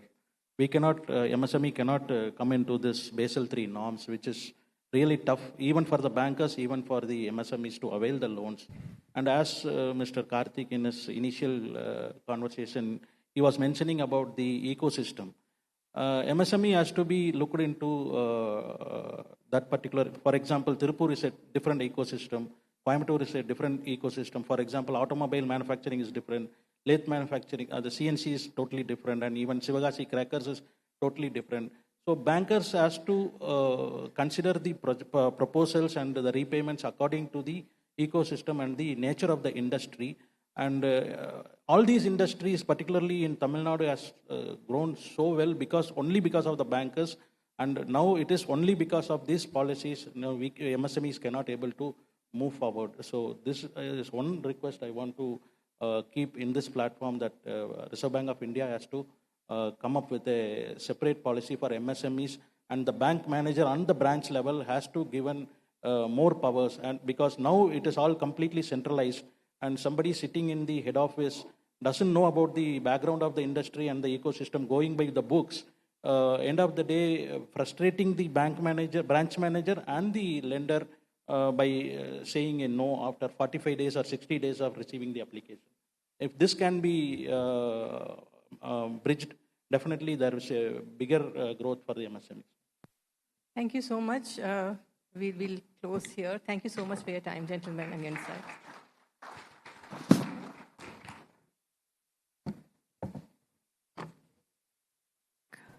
Kindly stay back. Yes, we request you to kindly stay back.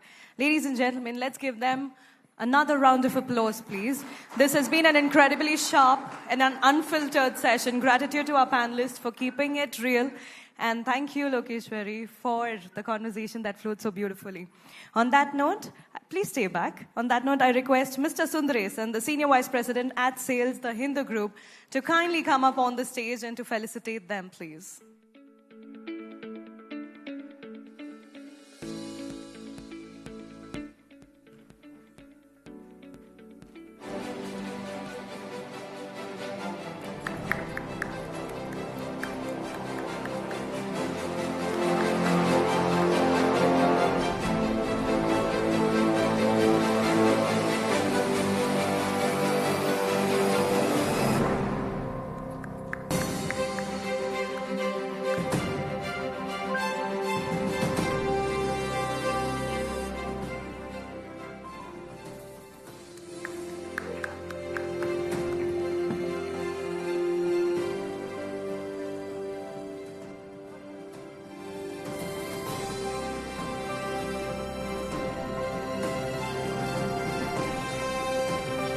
Thank you, ma'am. Thank you, gentlemen.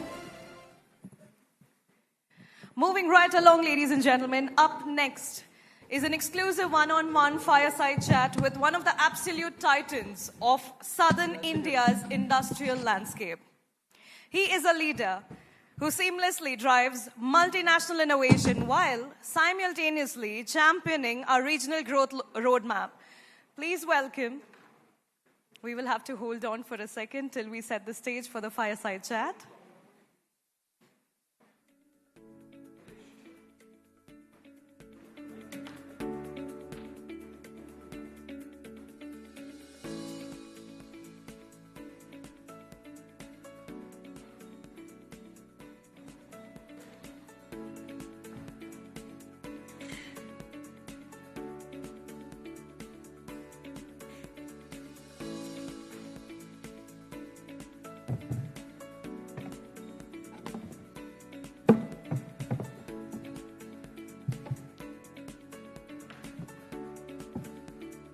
Thank you, team. Ladies and gentlemen, now it's time to invite that leader who seamlessly drives multinational innovation while simultaneously championing our regional's growth roadmap. Please put your hands together and let's welcome Mr. Ravichandran Purushothaman, the chairman of CII, Southern Region, and the president of Danfoss, India. In conducting this candid conversation is a stellar journalist who commands decades of experience tracking India's corporate stories, Ms. Richa Mishra, the resident editor, the Hindu Businessline.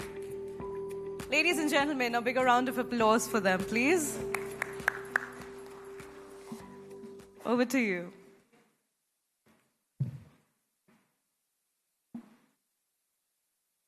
Good evening, everyone.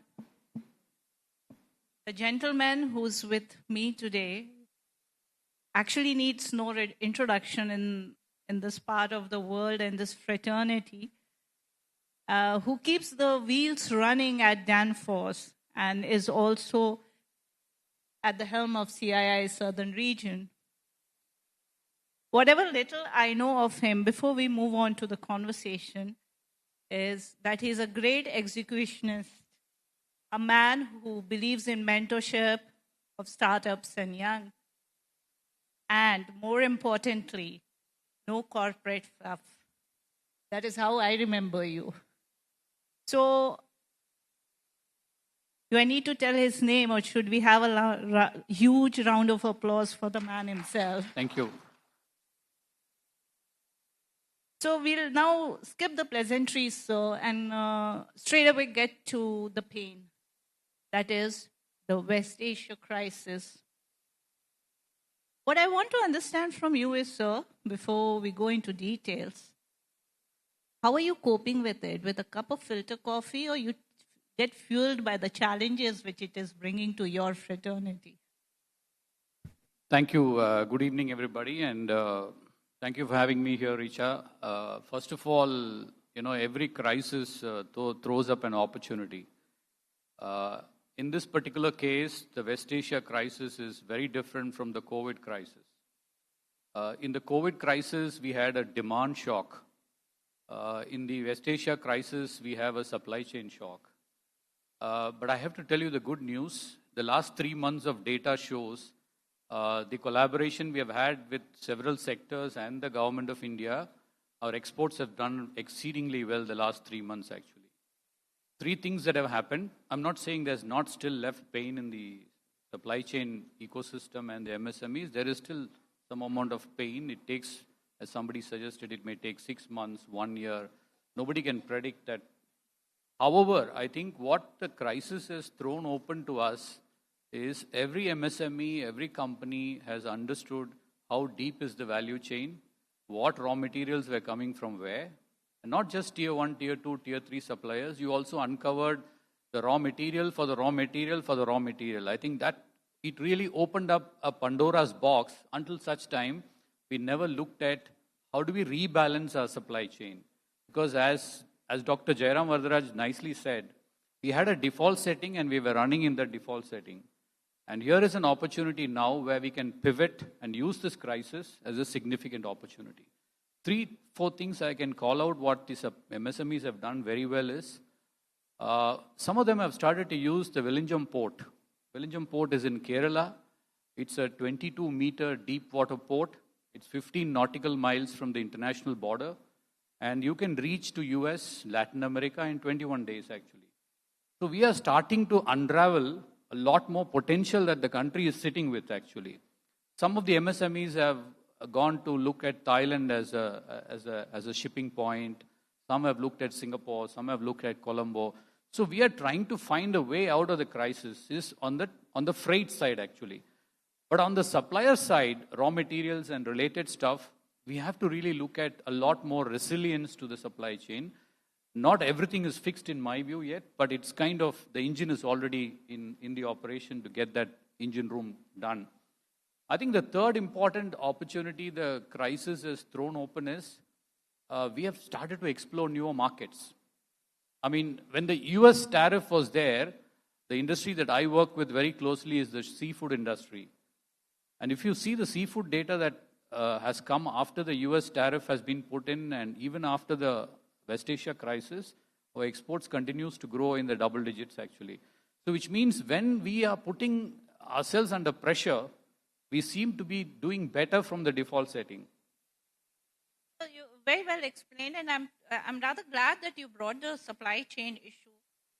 So do we treat this current situation as a fresh wound which we need to heal, or is it something which we should treat it as a serious disease? No, I think you can't solve every crisis overnight, but at least what we have to anticipate now is build certain scenarios and look at diversifying your supplier base, diversifying your customer base. Because if you want to build businesses today and make it sustainable over longer periods of time, it's not anymore about being cheaper in the market, being the most competitive in the market. Today, it's about how do you build trust of your customer and how do you build the resilience of your business. Because business resilience is today very important for someone who chooses you as a supplier. So I think resilience of how you run the business and building trust with your customer is extremely important, and cheaper prices and lower raw material prices. So, but then there's another issue which is coming. We just spoke about new routes, and during the current situation, we found that many of the businesses were using a rather scenic route and, which was longer. Now that adds to the cost. And cost is something which a big corporate, a big business house can maybe deal with, but MSME dealing with the cost is another set of challenge. Absolutely. So in that situation, sir, if a small MSME comes to you, to a player like Dafos, for example, what would be your guidance to them? So in some cases, basically there have been 3 or 4 reasons why costs have gone up. And I think there's no one solution for it. Managing price over cost for a larger company is easier than a smaller company. Having said that, if we want to really continuously deliver value for any company, we need to have our ecosystem working seamlessly with us. So in some cases, we have given price increases. In some cases, we have postponed price increases because, the current crisis is not a permanent crisis. And our long-term partnership with suppliers is spread over 20, 30 years. So there is a model on which it operates in relationship, actually. So you need to find that trust and resilience with your parent suppliers, I think that's very important customers for MSMEs. So I don't think there's a straightforward answer. But of course, there has been a price escalation in some cases. Some of the exporters have been also benefited because the rupee is weaker against US dollar. So there has been some amount of passing on the prices, but there's also been some amount of pain that has been on the balance sheet actually. So this cannot be going away overnight. You really need to diversify your customer base, diversify your supply chain. Also look for alternative options. Government has done its bit. I mean, they have given you 20% more on credit. They have helped you with some freight, less time in the customs, All of that they have done. But again, you need to really figure out a way out of it, actually. It's a point taken. I mean, like everyone has to figure out their way. But I also see that you travel a lot between the clusters of at least Tamil Nadu and Karnataka quite a bit. So, and what is the common complaint that you hear today as we sit and talk? I mean, what is it that the MSME is desiring? So, you know, one of the things, I mean, in the last 1 year, I've been to about 30 offices of CII, as an example, all our clusters, right from Hubli, Belgaum, you know, to almost all the centers of Tamil Nadu. I think there are three big challenges which MSME faces. One is the skill challenge, availability of manpower. Second is electricity prices. You know, that's something which everybody sees it as a major challenge. And third, of course, you know, the stability in the orders. I think you heard in the previous panel, the order intake from customers is kind of wobbling because of different reasons, actually. So I think, you know, there are no easy answers for an MSME, really. But I think one of the things that we have been suggesting to our members is to really look at deploying technology. I was in a Pondicherry cluster, and I ran into a company which was making fasteners. And when I told him that, why do you want to let so much of excess heat on your shop floor? He wasn't aware that a heat pump can solve his problem, right? And it gave him an ROI of about less than 8 months, right? It costed him something like 20 lakhs. And it's giving him an ROI of about 8.5, 9 months, actually. So I think one of the challenges that I see with MSMEs is that if you really don't look at technology and digitize your operation, you don't get visibility to the operational excellence of your business and also the right amount of intervention that you need to your business, actually. See, we are not living in calm waters. The waters are really very different today, actually. And one of the things I always tell to the MSME companies I visit is, we are very good in making the old money. What is old money?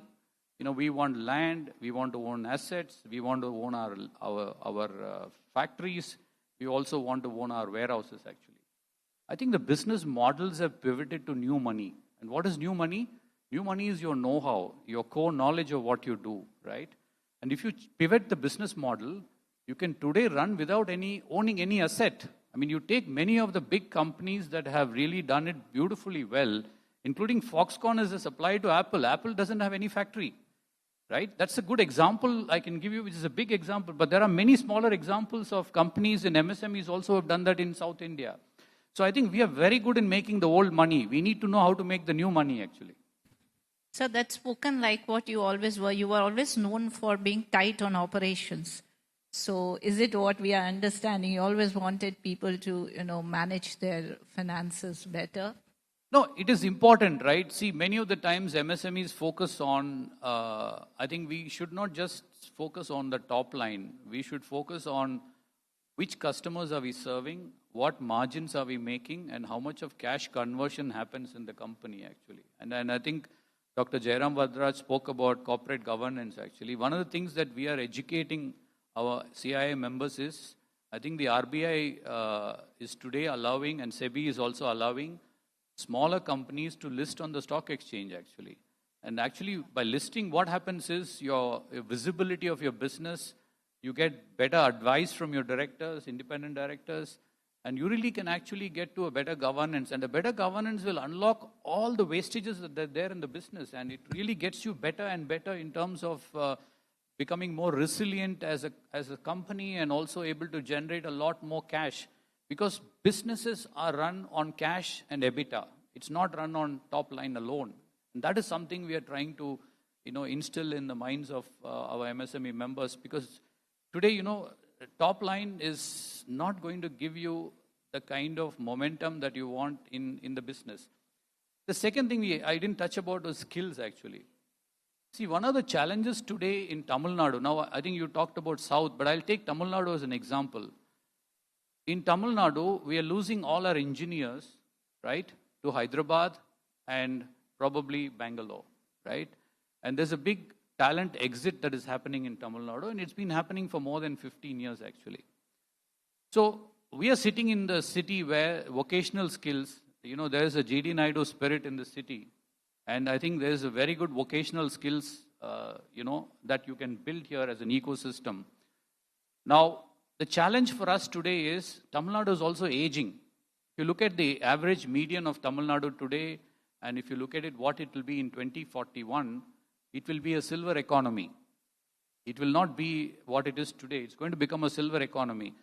So I think many of the companies have to look at automation. Many of the companies have to look at bringing in robots into the operation, take low skill jobs out with automation and robots.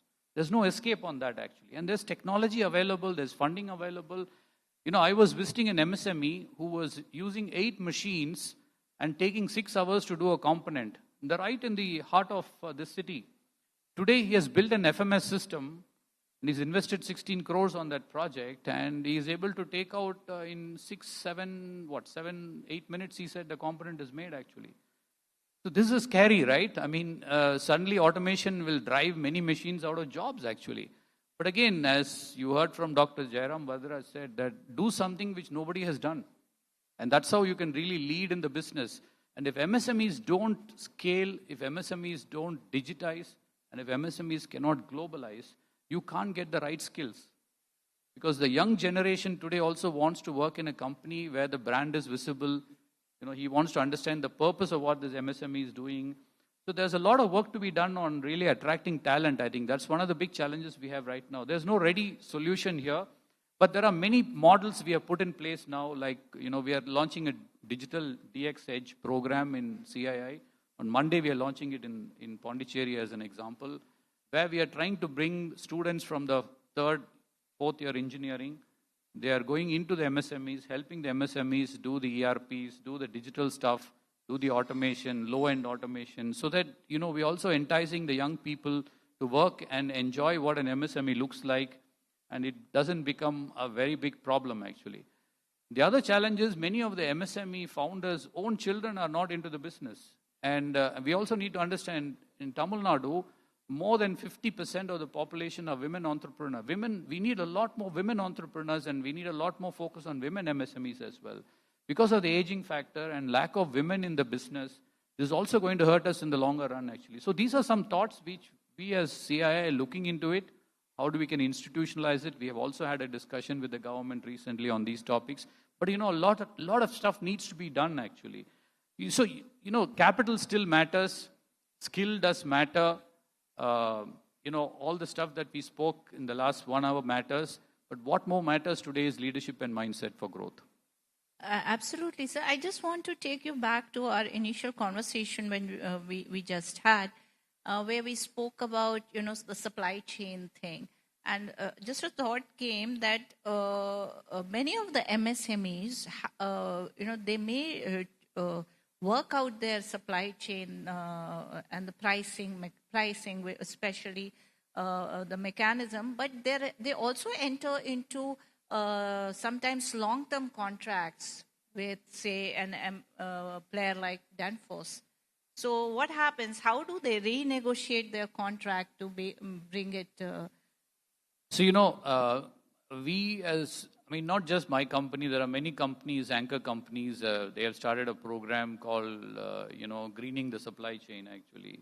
And I can tell you very confidently that it was a big surprise for us when we looked at our supplier base and how many of them are using green energy. And we found almost 80% of them are using green energy, actually.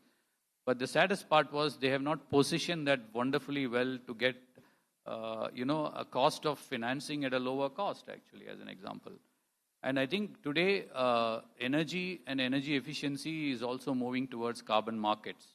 And many of the MSMEs are not fully aware of how to really use carbon to really benefit their businesses, right? For example, there are many MSMEs who have invested in windmills and solar and all of that stuff. But in a way, they can also use those investments they have made and the carbon they save and use that carbon as a credit, and they can trade it against external financing mechanisms as well. So there's many different green financing models that are there, which we need to make it even more easy for MSMEs. Today, these green financing models are more probably for large companies, but we still need to demystify them and really take it to that.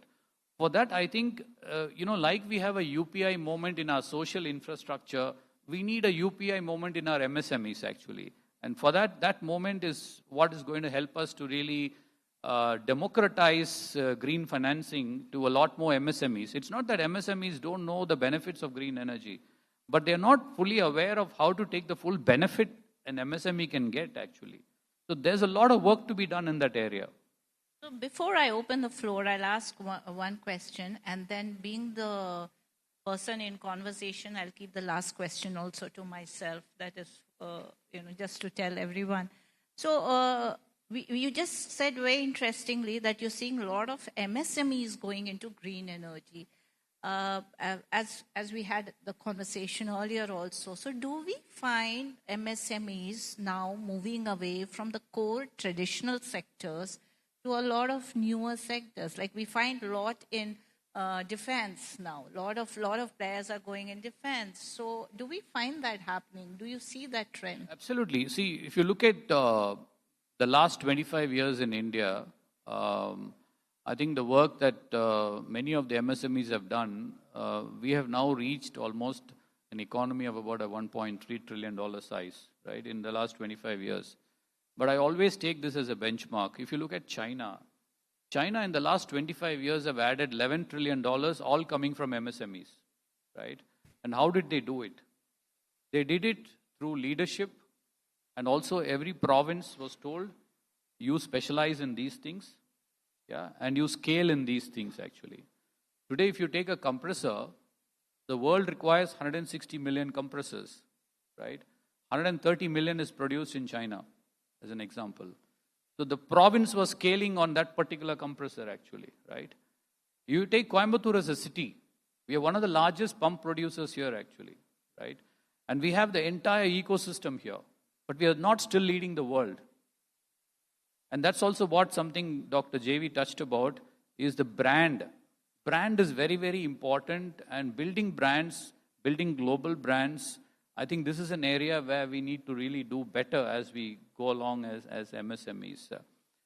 The other thing in my view is when you want to globalize, you also need to plug into the right value chains, right? And if you take an automotive EV, you have a panel after this actually.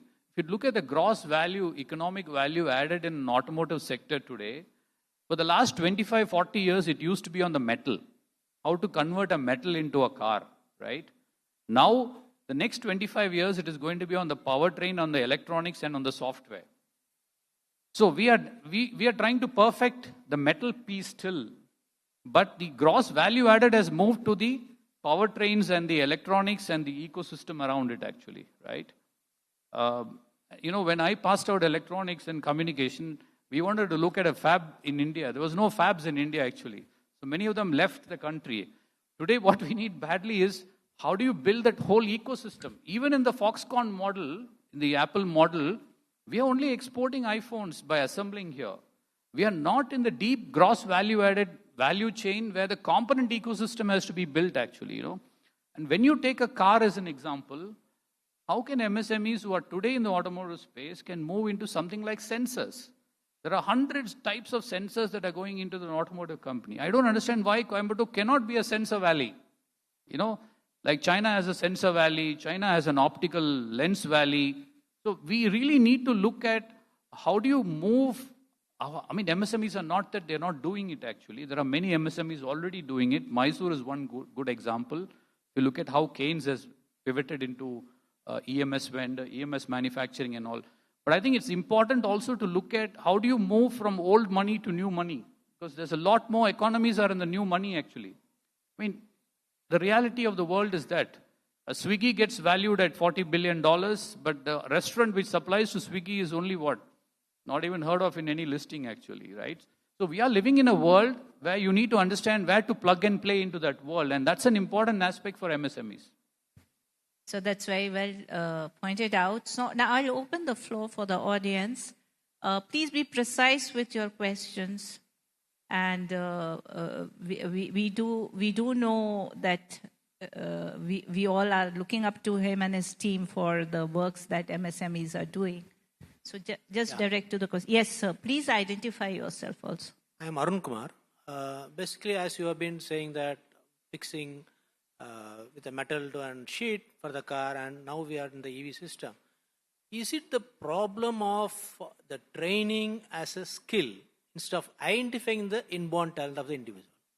I think it's a bit of both, right? See, for example, we are putting a lot, socially we are putting a lot more emphasis on engineering. We are not putting emphasis on vocational skills, actually. You know, I used to live in Germany, and the first thing I was sent when I went there young was into a vocational school where I need to do all the basics of screwdriver, of how a PCB has to be mounted, how this has to be done. For 8 weeks, I became a technician almost, right? And I don't think today we do that in our education system. But again, you can't blame the education system, actually. When we started a company in Chennai in refrigeration, no school taught refrigeration. And refrigeration is about minus 30 degrees. So what did I do? I went to SSN and said, guys, you have any professor who's interested in this area? And we found a professor, we found another professor, we found another professor, we found another professor. And then we brought the students in to say, what is refrigeration? And over a 20-year time, we have now educated a lot of professors. So I think it's both ways, right? Industry needs to also fix with the universities.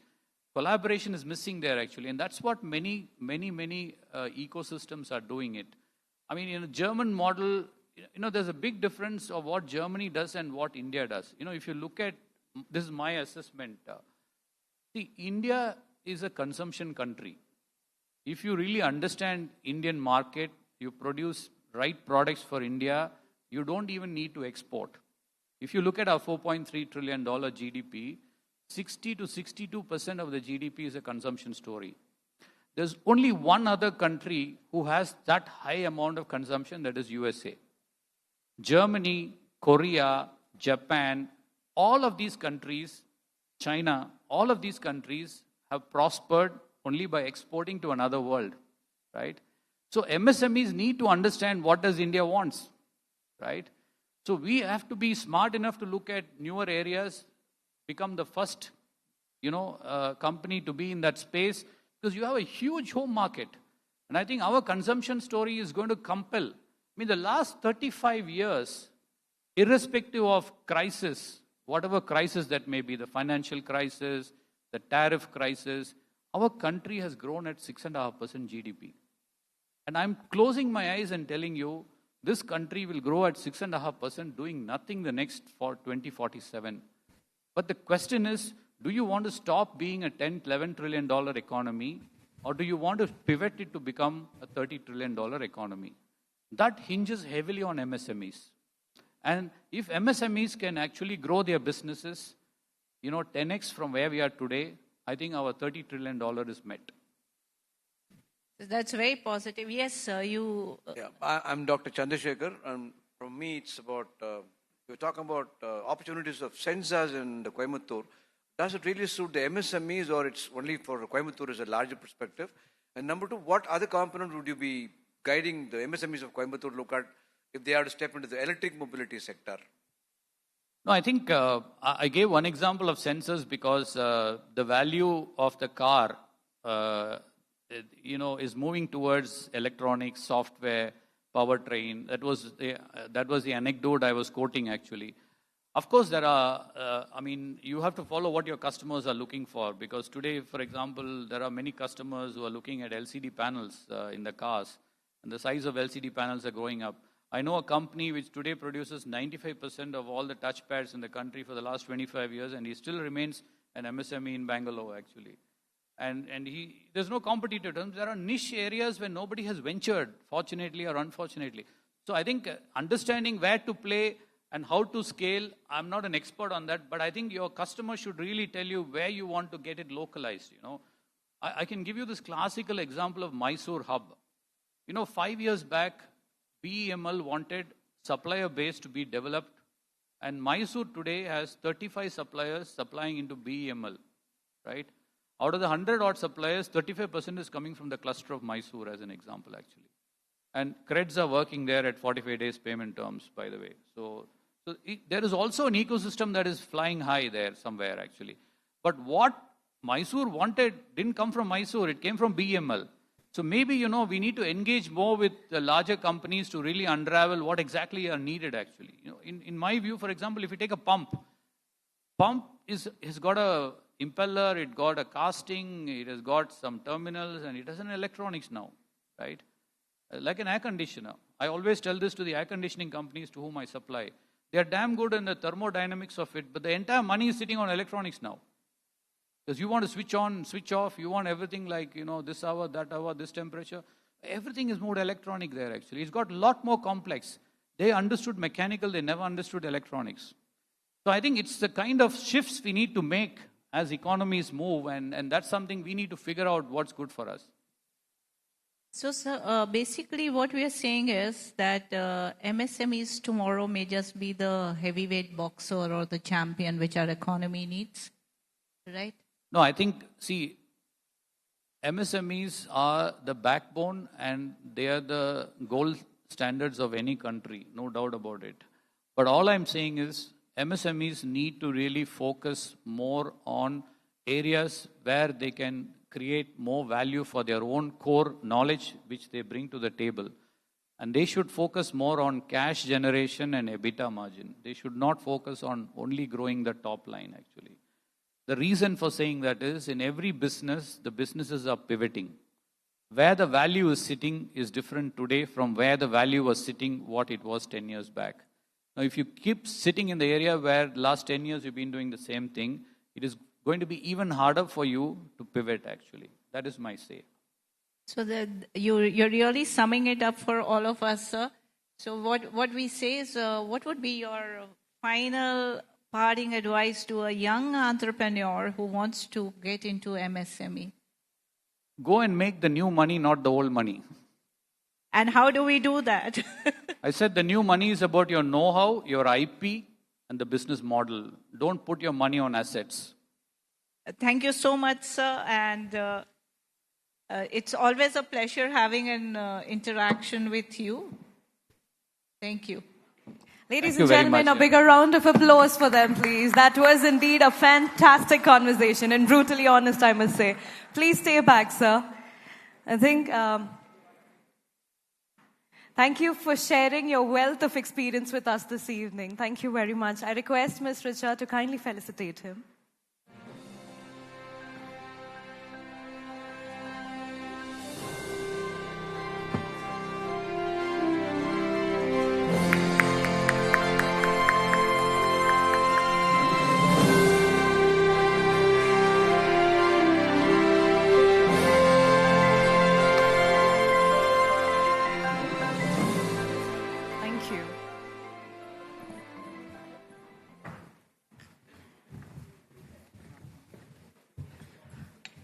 Ladies and gentlemen, I'll take a moment to thank our partners and our sponsors.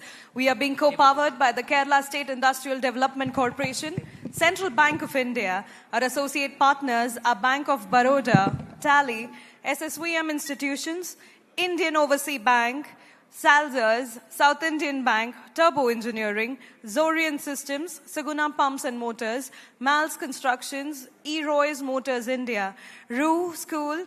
Our realty partner is G Square, and our lifestyle partner is Lexus. Ladies and gentlemen, our next segment, we are turning the spotlight towards an incredibly dynamic market, which is right next door. A state that is rapidly accelerating its economic engine and transforming into a powerhouse investment ecosystem. To guide us through this landscape, we have a stellar bureaucrat known for bridging policy with rapid execution, driving economic strategies that turn vision into reality. Please put your hands together for Mr. Arun K. Vijayan, IAS, the Director of Industries and Managing Director of KSIDC. And he has a presentation for all of us, so we will request you all to kindly divert your eyes towards the screen.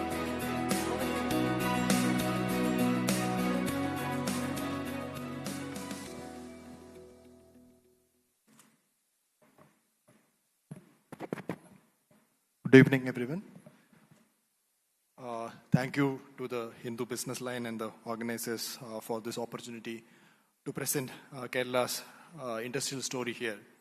So if anybody here in the audience is surprised why government of Kerala, official from government of Kerala is here in Coimbatore addressing the industrialists from Tamil Nadu, I hope that by the end of this presentation you'll have the answer to that.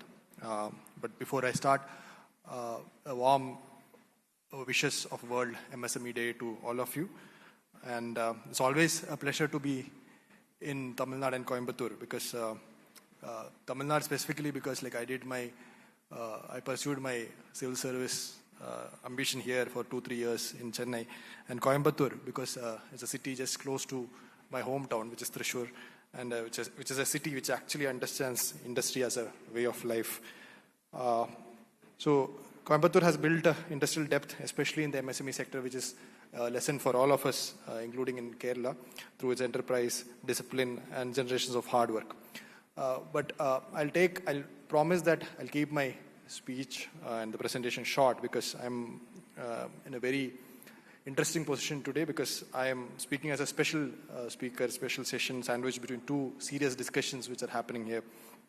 And also after that, there's a dinner waiting. So I know addressing a possibly hungry business leader group is always a high pressure situation. And we also have a very senior bureaucrat, Mr. Venkatesh IAS sir, who is Secretary to Handloom and Textiles in Government of Tamil Nadu. So the pressure is even higher. I'll just keep this very simple proposition in front of you, which is that for Tamil Nadu MSMEs which are looking forward for the next chapter of growth, Kerala is not a distant option. Kerala is a natural gateway in the western frontier, and in the previous sessions you have just discussed finance, cost pressures, etc., in the uncertainty of the global trade situation which is there.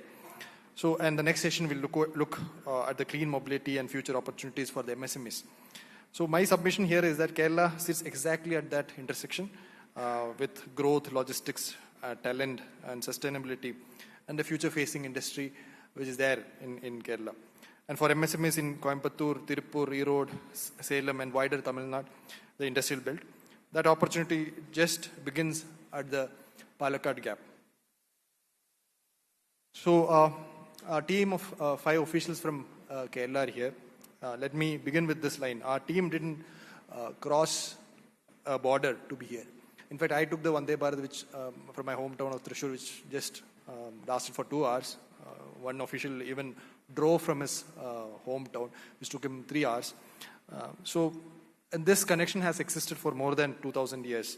The Palakkad Gap, which connects Kerala and Tamil Nadu, has been there for the past history, and like it's a 40-kilometer wide gap, which is the largest break in Western Ghats.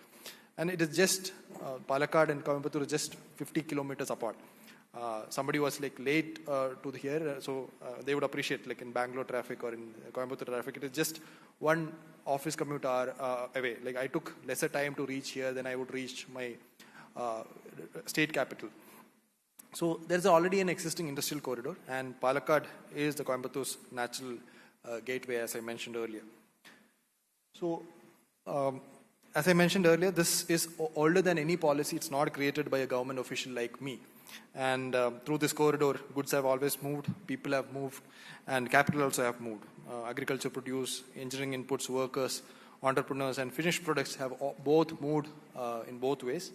And although the border exists on the map, the economy has always worked as one corridor. The industry has worked as a one corridor. Now, this is two ecosystems, one ecosystem in 2 states, and that is why we do not see this as a competition between the states which border us. This is what we see it as a Tamil Nadu plus Kerala model, or Tamil Nadu with, along with the other southern states as a model for the rest of India.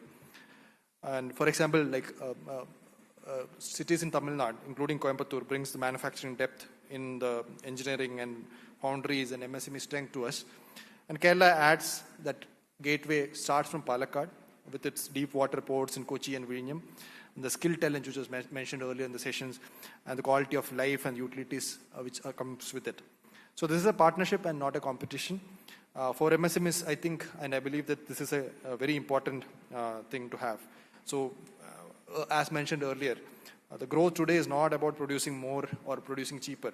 It is about having the logistics, the talent, and managing the uncertainty in the international markets. So that is where Kerala can add value. So, although I mentioned Palakkad as a gateway, Palakkad is just a gateway. We have rest of Kerala, which offer the same or the similar advantages across its 14 districts. We offer educated people, the connectivity, digital services, and the quality of life. For investors who might be here, that just means one thing. Wherever you invest in Kerala, you start with the Kerala advantage. And the clearest place to see this today is across the Palakkad Gap, which is in the Palakkad district. So I'll start with this introduction to the industrial city which is being set up in Palakkad. It's part of the Kochi-Bangalore Industrial Corridor. The corridor extends from Chennai, Bangalore. So the Vande Bharat which I took was connecting Kochi to Bangalore and passes through Coimbatore and the other cities in Tamil Nadu before reaching Bangalore. So this corridor extends, similarly it extends Chennai-Bangalore corridor to Kochi, passing through Coimbatore and Palakkad. Under the National Industries Corridor Program, there are 11 similar corridors and 32 projects. And project Palakkad is the priority node 1 of this corridor program. So this is not a Kerala-specific project. This is a national industrial corridor passing through the entire region which we are situated. So at Palakkad, we are developing 1,700 acres of planned greenfield industrial city. And this is not a scattered set of plots which has a board which says industrial area. It's a single master planned industrial township. The project involves around 3,800 crores of capital investment, and it is expected to unlock 8,700 crores of investment potential. So, and this is historically Kerala's first integrated industrial city. And for Tamil Nadu MSMEs, who are represented by you and our friends here, the MSMEs which are looking for expansion, this is not an abstract pitch which we are making from the Kerala government side. This is a very specific investment opportunity. So now, why Palakkad? Probably you would appreciate this equally as me because you are as close as it can be to Palakkad from Coimbatore. So there are some advantages which cannot be manufactured even by the greatest of the manufacturing units. So, for example, we are situated, the industrial cities are situated in the NH 544, the Salem-Kochi highway, and it is a 60-meter direct link road with the highway. And it has a dedicated rail overbridge which crosses across it. Institutions like IIT Palakkad, along with other PSUs like BML, FCRI, ITI, and Malabar Cements are located nearby. There is also access to natural gas pipeline of the GAIL, and along with the power and water supply is also existing. In short, Palakkad has land, connectivity, talent, and utilities in one place. So that is why the corridor is being extended to Palakkad and to Kochi.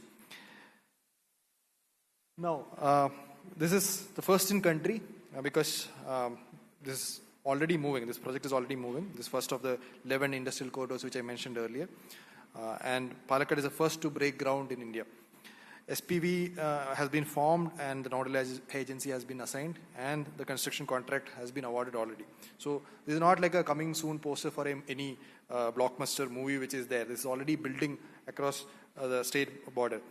The employment potential is more than 74,000 jobs, and this is not just an industrial estate which we are constructing. This is a living, working industrial city.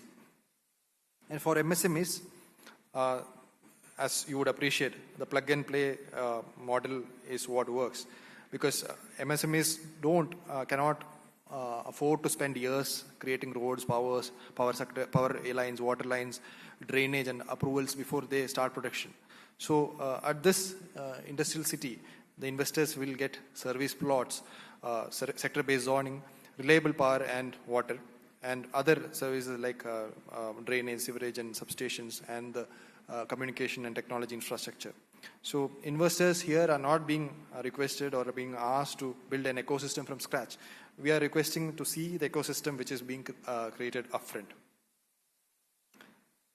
The industrial city has 8 priority sectors, including textiles and apparel, pharma, food and beverages, rubber and plastics, non-metallic minerals, fabricated metal, machinery and equipment, high-tech and electronics. So all these sectors, I believe, speak directly to the strength of cities and towns in Tamil Nadu where MSMEs exist, including Coimbatore, Tirupur, Erode and Salem.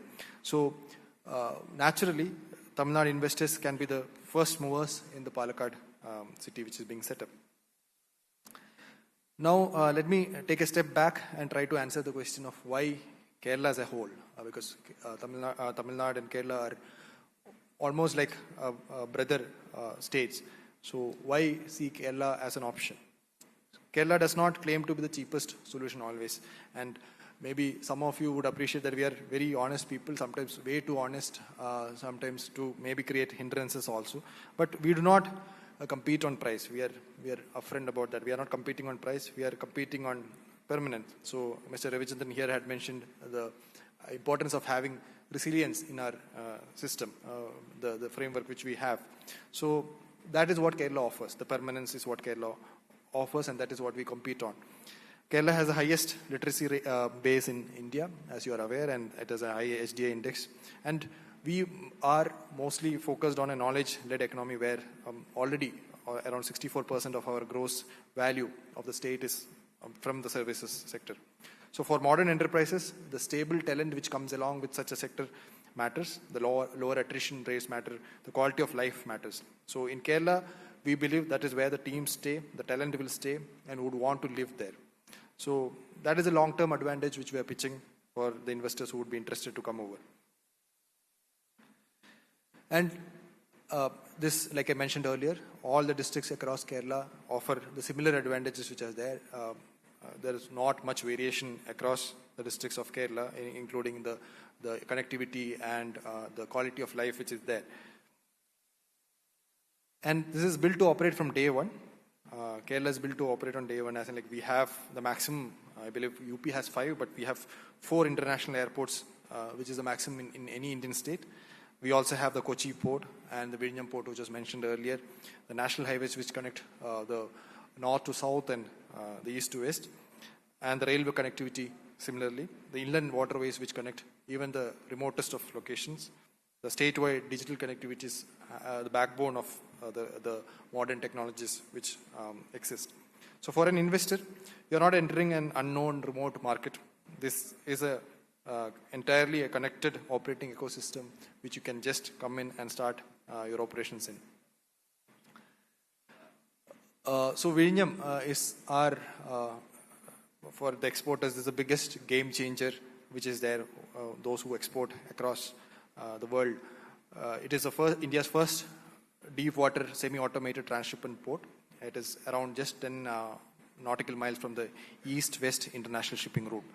And it has a natural draft of around 20 meters, which means it can handle the world's largest container vessels. For decades, Indian cargo has been dependent heavily on Colombo or Dubai for transshipment. Vizhinjam changes that equation. For exporters from Coimbatore, Tirupur, Erode and Salem, Vizhinjam is not just a Kerala asset. It's not our state-specific asset.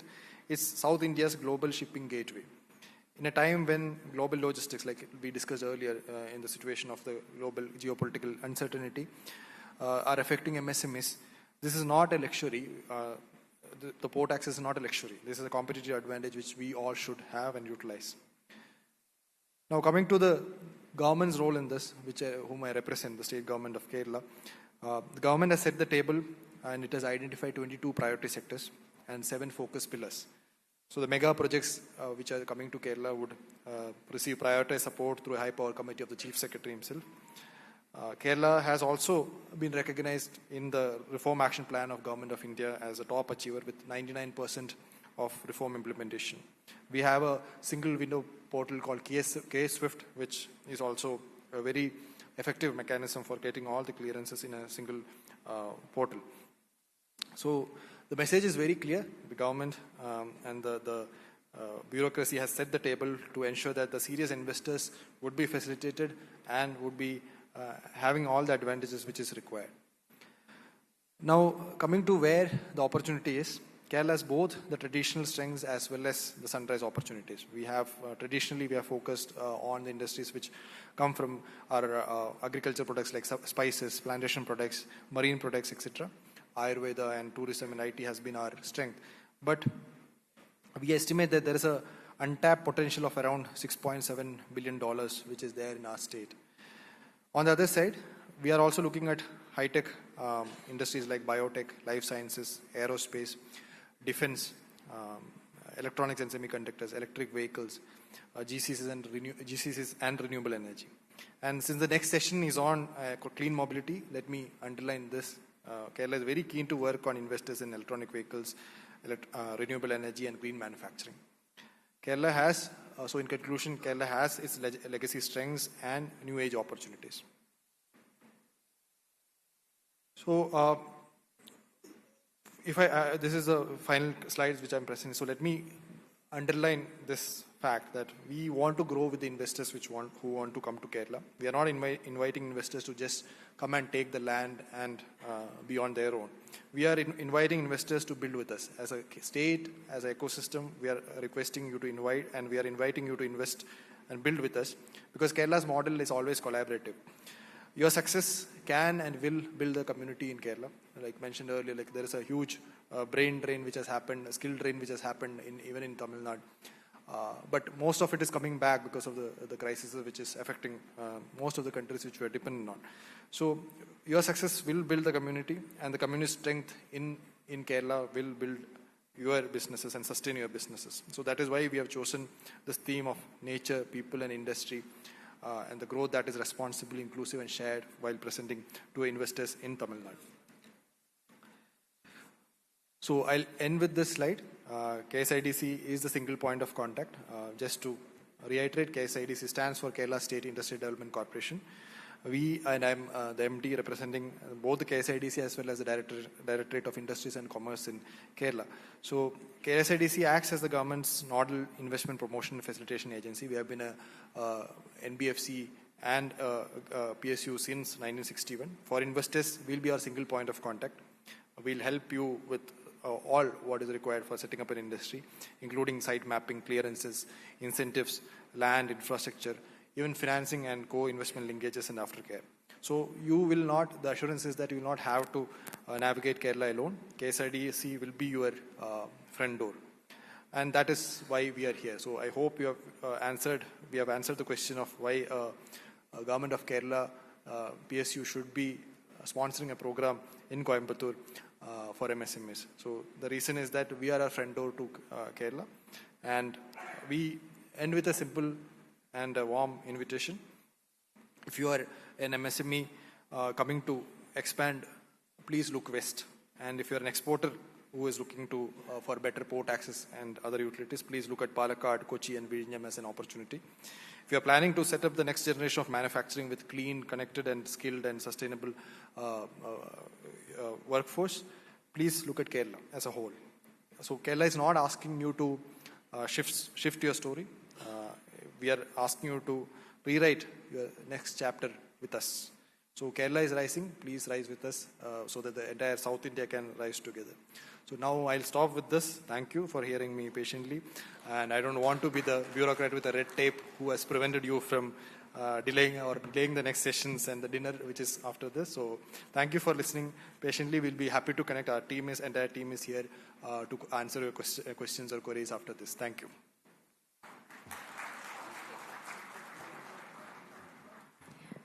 Thank you very much for your progressive and highly lucrative blueprint for the growth.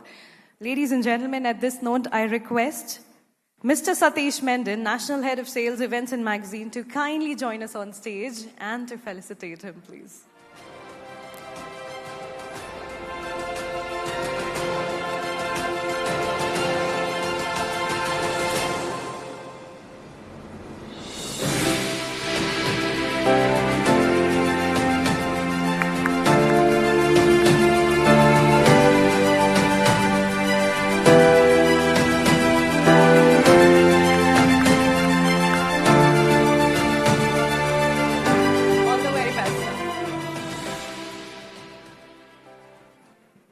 I hope our MSMEs from here are ready to rewrite their next chapter in growth.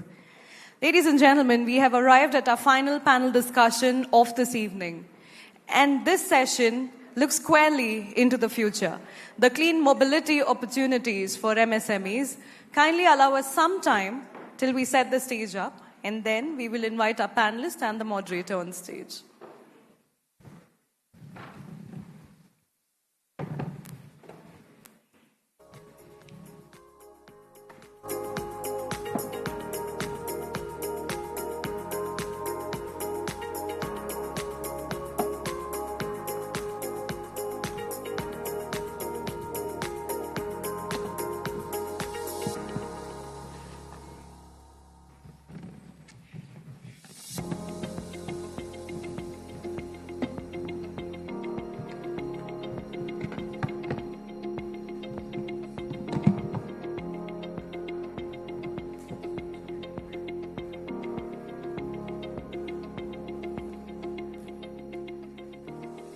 We are all set to begin our final panel discussion this evening, ladies and gentlemen. As India aggressively fast-track its shifts towards sustainable and green transport, which we have been discussing from the very beginning of this conclave. A massive wave of ancillary and manufacturing opportunities is opening up within the electric vehicle and the clean energy ecosystem. Tonight, we'll look at exactly how our MSMEs can catch this green wave and lead the charge. Joining us on stage to map out this spectacular roadmap, please put your hands together for Dr. S. Chandrasekhar, Corporate Director, Roots Group of Companies and Founder Trustee, Vice President, Society for Smart E-Mobility. Welcome to the panel, sir. We have with us Mr. Shresth Mishra, Co-Founder and Chief People Officer, Simple Energy. Is he here? Yes, that's why he's walking to the stage. A round of applause for him, please. Mr. Sudeep Putumana, the Head of Mobility, L&T Electronic Products and Systems. Welcome to the panel. Welcome to the panel, sir. And guiding this powerhouse panel is a veteran industry analyst and an outstanding voice in business journalism, the consulting editor of the Hindu Businessline, Mr. Ramesh M. Over to our moderator.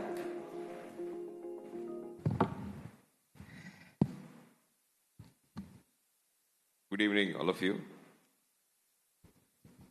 I was thinking of a way to remember this panel. You can simply remember it as L&T had simple roots, right?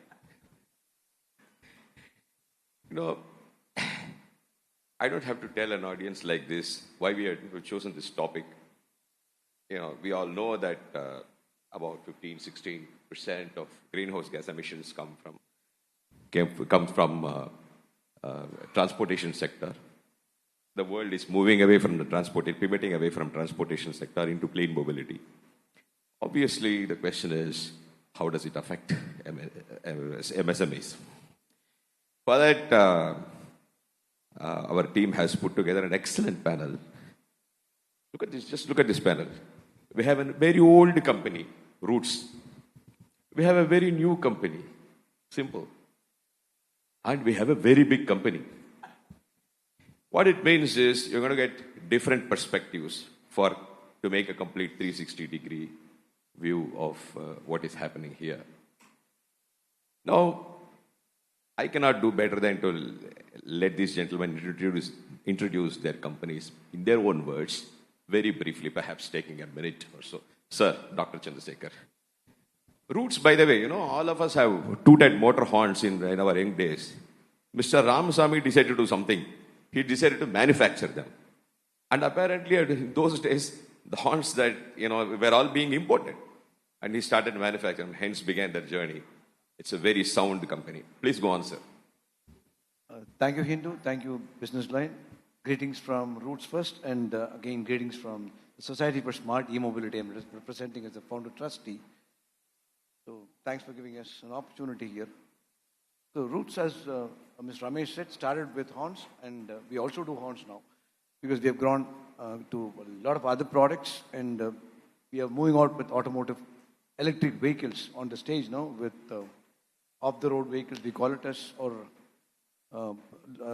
small, low-speed private vehicles for people, and also with golf carts. Not exactly golf carts. We have vehicles for all purposes. The full golf carts. Full golf carts. Wow. And we have adapted that golf cart into a vehicle for public purposes, moving in people across railway stations, airports.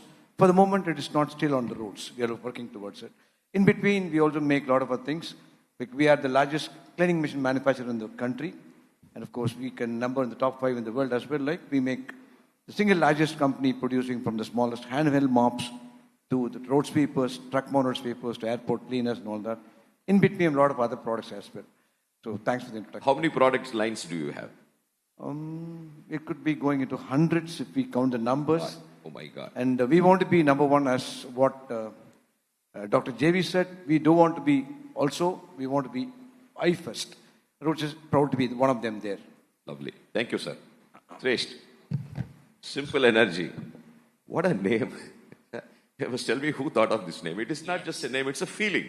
By just that name, you convey so much of sense to all your stakeholders. Yeah, first of all, good evening to everyone. And the story behind the name is that when we came up with the solution to a complex problem of mobility, we wanted to have it very simple. And that's how the name Simple came up, right?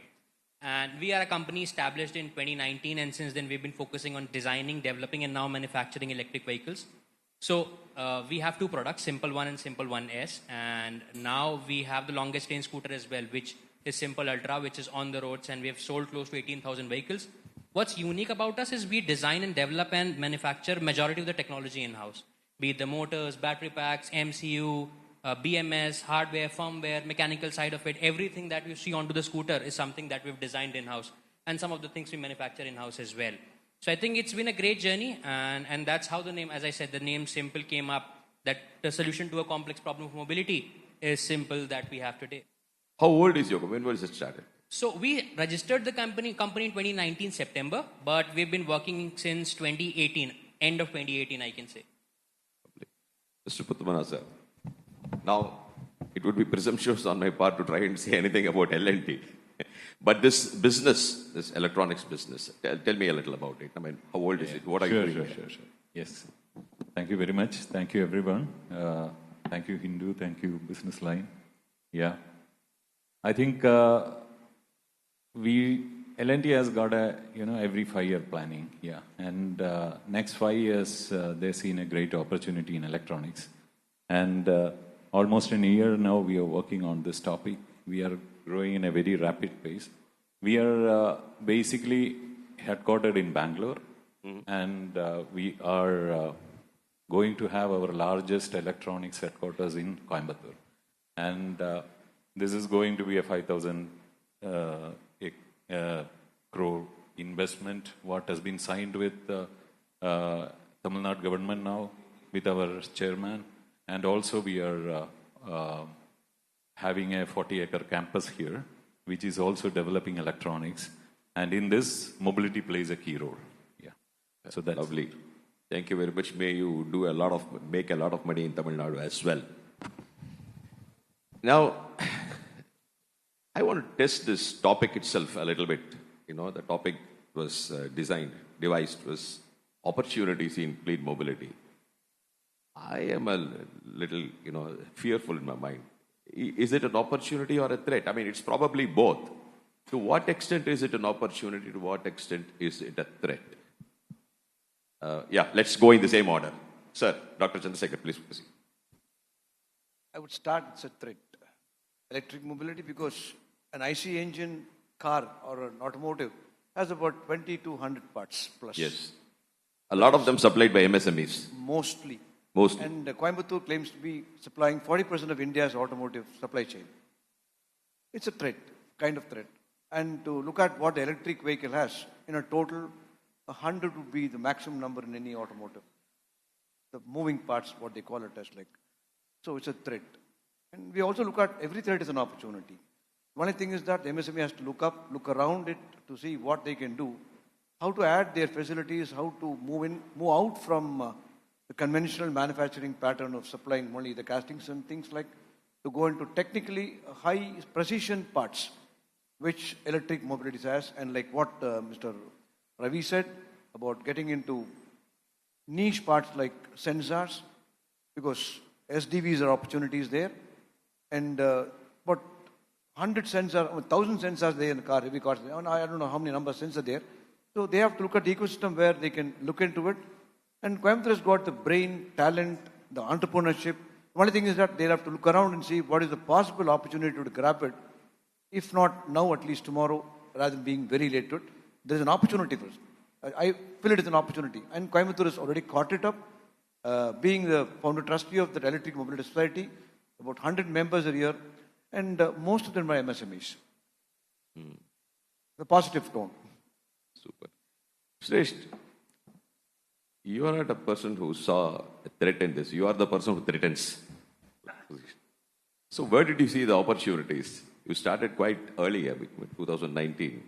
So what kind of opportunities do you see? And of course, we'll come to challenges in a moment. So I think opportunities lies everywhere, even in the traditional industries. If we talk about, let's say, casting, for example, sir rightly said, there is a scope of improvement because India now has to move towards global standards, IATF certifications, getting better at the processes, getting better at execution. So I think that's where there's still a gap I see, and there is always a room for improvement in any business that we talk about. And of course, electric mobility coming in and new businesses coming in, there's always new avenues of opportunities that keep on opening, not just on the sensor side, but on the, let's say, EMS, for example, which is a very big business that's grown in the last, I would say, post-COVID era, right? Apart from that, electronics assemblies, the validation, the second life recycling of batteries, all of that is an avenue of business that's coming up with the new evolution of electric mobility. Electric mobility has now become mainstream, probably 12% or 10% of overall two-wheelers sold is now electric, right? So I think there is, of course, a scope of new businesses coming up, but at the same time, the existing business, for example, if I talk about battery casings, right? We get battery casings, and battery casings is aluminum die-casted product. So I think HPDC is a regular HPDC product. So I think there will always be more avenues coming. Of course, there would be some components that would be less in terms of moving parts, as sir rightly said.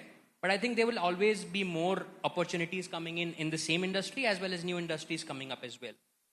So are the emerging opportunities, can they counterbalance? Yes, I think so. Definitely that's there. But existing businesses also have to cope up. For example, as I said, casting, fabrication, and all of that, of course, will go hand in hand. Sir, what is L&T's take? How much of an opportunity is it? How much of a threat is it? I see this is a great opportunity, actually. Bigger opportunity than threat. Bigger opportunity than threat. Mainly because if you look at today, in 2025 vehicle manufacturing, you take it, 4% only is passenger vehicles is penetrated. Around 7% is penetrated in EV. And maybe 55% in three-wheelers, but that's quite high. But there is a huge opportunity when it comes to another 76% in passenger vehicles. Now it's another 73%. Of course, we are not going to go complete EV. Maybe we see 2030, 31, we see around 30% of EV vehicles on the road. That itself is a huge opportunity. That means all tier ones, all MSMEs, everybody has got a good opportunity actually to transform. If you start today, we have a great opportunity to transform to this industry.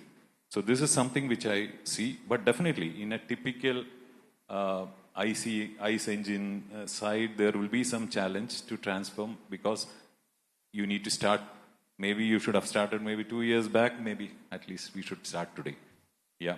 When it comes to the opportunities as such, everybody is competing with uniqueness. Now, if you take the two-wheeler industry example, I'm sorry, I'm not getting into your industry, but I'm just my analysis about the industry. If you take the two-wheeler industry, we are currently, every EV wants to operate in, some segment. Somebody wants, like Aethers and Olas want to operate in scooters. New age startups are coming in motorcycles and also high-end motorcycles, low-end motorcycles. So there is a huge opportunity. Everybody wants to be unique in this. And the earlier speaker told about me first. Yeah, that's very, very important here. I first. I first, okay. Or me too versus I first. Yeah. So that's very, very key here. So there's a great opportunity for all the young entrepreneurs and also the typical long-term MSMEs to transform now. That's what I might take. So it's a great opportunity to me. So there is an I-first man sitting to your right. Very well. That brings us to this a favorite topic of mine. I also bring out the science page of our newspaper. So I'm a little more biased towards technology. I just noticed Dr. Chandrasekharan was looking up your company. You are already investing 2% of your GDP in R&D and going up to 4%. What, have you got into pharma or something? Why? I mean, I was telling myself, what is there to invest in R&D in a motor horn? But of course, you just told me that you are going to get into many other projects. So, of course, the broad question is, it is a complete shift in technology, right, from where we were earlier and in this new ecosystem. The technological leap. How do MSMEs make this leap? What's your company's? Please talk a little about your company's R&D. 4%. You quoted about Mr. Ramasamy, chairman, like he was always looking at 20 years ahead. We were the first company in the country to talk about mechanized cleaning. When everybody was talking about brooms, I was not able to sell the first mop to my own home because it's costing about 600, 700 rupees. I said, my wife was telling me the maid cost 200 rupees a month. Why should I pay a mop 1,000 rupees? So we thought, Mr. Ramasamy invested on it, and as you, just telling you, it's the single largest company in cleaning machine manufacturing. So we are into, for tell you that we are into aerospace, we are into healthcare, we are into furnitures, we have stepped into semicon. So the opportunities are there. And asking about going up from 2%, 4% R&D makes us look for the future. Maybe we'll have to earn for that to spend there. It's a risk again, but unless the same kind of investment on R&D should be done by an MSME also, to look around to see what is there. There are opportunities, like what Sir said, in the electric mobility also.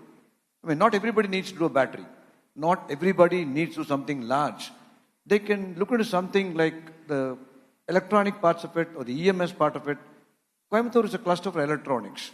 And they can also count upon the countless number of people who are already invested, look facilities support them there. And all Coimbatore needs to the MSME is a cluster sort of a development. When Mr. Dore Ramasamy started talking about a cluster in Tirupur, Coimbatore is a good place for EV cluster. So the Electric Mobility Society has been talking about setting up a cluster or a common test facility center which got about totally 150 crores, where we don't have to go to GARC or to ARAI for testing our motors or testing our electronic parts. We could get all those tested in Coimbatore with just about 150 crores. We gave a full DPR to the government. Of course, that did not happen. Probably we got promises that will happen sometime sooner in Coimbatore. If that happens, all MSMEs come and look into it. A normal motor manufacturer can step into looking at developing a BLDC motor, a PMS motor, a PSM motor, and a magnetless motor for the future. Magnet-free motor. Magnet-free, magnetless motor. So that's technology. So people have to look into it. And otherwise, batteries, they don't have to just stop at lithium-ion. There are a lot of other batteries. Sodium-ion is there. Only thing is that they'll have to look into it. Government should step into supporting R&D agencies, support small-time facilities, small-time companies to spend on R&Ds also. That's from my point of view. Since you mentioned cluster development, this was not in my question list, but still, I'm reminded of the cluster development program that the government brought in some time back. From my memory, it was not hugely successful back then. But you're saying it is doing well in Coimbatore. No, it has to do well. It's not doing well. Foundry is the only cluster as Coimbatore is concerned. I'm requesting government look EV also as one part of the cluster development programs, where Coimbatore has got the ecosystem, the talent pool, the number of institutions, a good, strong entrepreneurs, resilient people. That's what I'm trying. So they can look at it, support developing a cluster in Coimbatore for electric mobility. EV cluster. EV cluster can be developed here. Yeah. It has it is ripe for such a development. It is not required to produce cars. It can produce the entire ecosystem. Supply chains can produce. A lot of small parts make it to sub-assemblies. A lot of sub-assemblies get into a larger part of it. To start off a success story, Coimbatore has been the first company, place where Ampere vehicles, a lady started it. Hemlat, I think she's in the crowd today. That was acquired by Greaves Cotton because they found business value in that. Coimbatore was the first place to get the EV dumper trucks. Might take 2 minutes. EV dumper trucks? EV dumper trucks. Wow. I was in Daimler facility of Michigan. So I was there as a visitor, passerby. So they were talking in, whispering tones about something happening in a corner of that company. I was curious, what's happening? So it's development, R&D. What is it? They're coming out with the electric dumper trucks. Come on, man, Coimbatore had already 2 years old. So I showed a picture of it in YouTube. They did not believe. I'd have called up the founder, MD chairman of that Propel Trucks, EV dumper trucks, 3 models. And that was launched last year by our National Minister for Highways.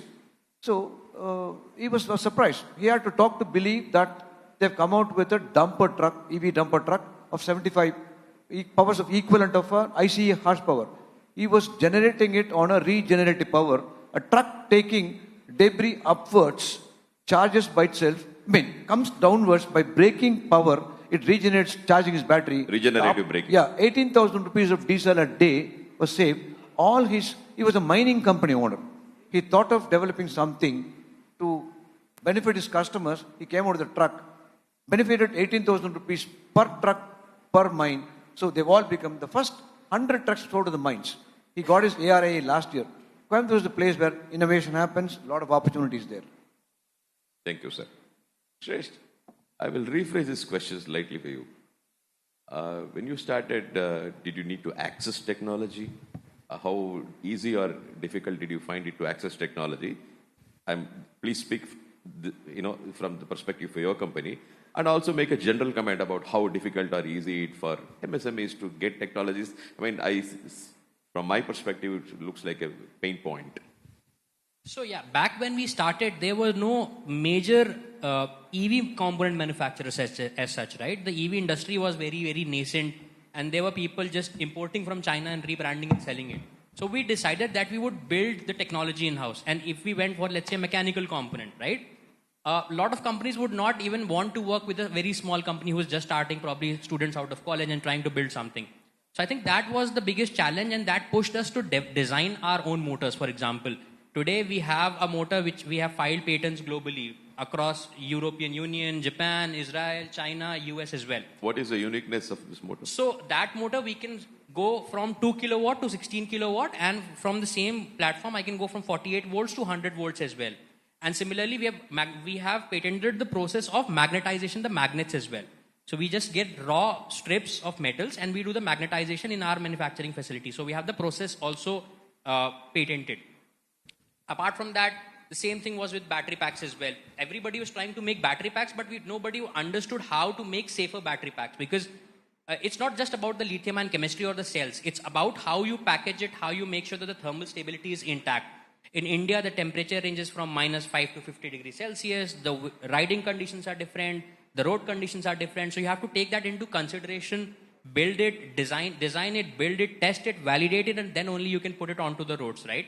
But for us, what we've believed that we want to only work with MSMEs because what opportunity we did not get to work with, probably we would want to pass it on to everybody who is trying to build something or somebody who's trying to scale up their operations. And today I would like to extend this invitation that we would want to work with only MSMEs and to help contribute them grow with our journey as well. So I think that we would want to pass on, and I've always asked my team to reach out, because our manufacturing facility is in Krishnagiri, which is like 30 kilometers ahead of Hosur. We would want to have vendors from the Coimbatore region, Hosur region, so that can help us reduce our takt time and also to improve our production volumes and quality as well. So I think that's something that I wanted to communicate to everybody, that anybody who's trying to build something in, let's say, casting, machining, or any other aspects as well, mechanical, not necessarily just electronics, but mechanical side as well, we would be happy to explore synergies and work together. So that's a very generous offer of you. Hope many people take this. No, but then in your case, you got the technology by yourself. I mean, you did it yourself. Yeah, so we had to build it ourselves. But in your industry, I'm assuming that you will be talking to your colleagues and so on. So what is happening in the industry? Are they finding it difficult to get technology from people who hold patents and so on? Otherwise, what are they doing? Or does everybody have to bootstrap himself like you? So that's what I think today, when we talk about EV industry as a whole, the entry barrier has come up to this level that you cannot just get it from China and rebrand it, sell it, right? Today, people understand that the value proposition is very important. So let's say as a customer, if I'm paying 1 rupee, I would want to do my research with AI and YouTube and internet accessibility. People want and people do their homework before buying a single product. So for example, we have a scooter which we sell at 2.5 lakh rupees. So that's a 400 kilometers longest Ultra. range. Simple Ultra. Simple Ultra, yes. So that product we built, we thought that the demand would be very low because a 2.5 lakh rupee scooter, how many people would buy, right? But today we see almost 20 to 25% demand from overall sales for us is Simple Ultra. Because people understand that if I pay that amount, the total cost of acquisition, total cost of ownership makes a lot of sense. I think that's what has helped people under the electric mobility penetration, and the last 6 months have been very tough in terms of global headwinds, the Middle East crisis and all of that. So I think it's a result of all of it. But today technology, I think, has evolved. People are working more on, are focusing more on related technology to electric mobility, and not just mobility, but after sales support, afterlife of battery packs, all of that has evolved from where we started. Lovely. Sir, Mr. Putmana, clean mobility. See, in the topic headline, we did not say electric mobility, we said clean mobility. Clean mobility goes beyond electric vehicles. Keeping that at the back of your mind, please address this technology question. How easy or difficult is it for MSMEs to access technology? And I suppose companies look up to companies like you for help. To what extent are you hand-holding them? To what extent is there a demand from them to you for hand-holding? So I think when it comes to now, the industry is transforming, evolving, electric, safety technologies, everything is coming together now in passenger vehicles, in two-wheelers and others. So, and also the regulation is hitting, like safety regulation. Now we have different regulations are hitting. So I think it cannot work just alone. Yeah, no OEMs can work alone. No tier 1 can work alone. No MSME can work alone. I think the collaboration within the ecosystem is very, very important. Now coming into the specific, maybe you develop a technology, example. You also need to have, he mentioned about AI. So I just want to take an example about, let's say, safety technology now. Everything is driven by AI. And he also must be clocking all the vehicles, what is running in the field, take the data, analyze, improve, and over the air, you update your software on the vehicle, right? So this is something which is evolving, and this needs your electronics in the vehicle has to be, very accessible to the cloud. It has to also manage very efficiently. That means you need a chip, system on chip or something which can accommodate maybe very less cost for India especially, but our customers wants everything with limited cost. So you need to have a very efficient system on chip, and in that very efficient AI-driven software, not just AI as an ecosystem for the development, AI-driven, technology-driven software, which can, use the number of data you collect on the road, and then you can predict. Example, you are going from A to B. You can predict that, okay, you're going from here to Salem.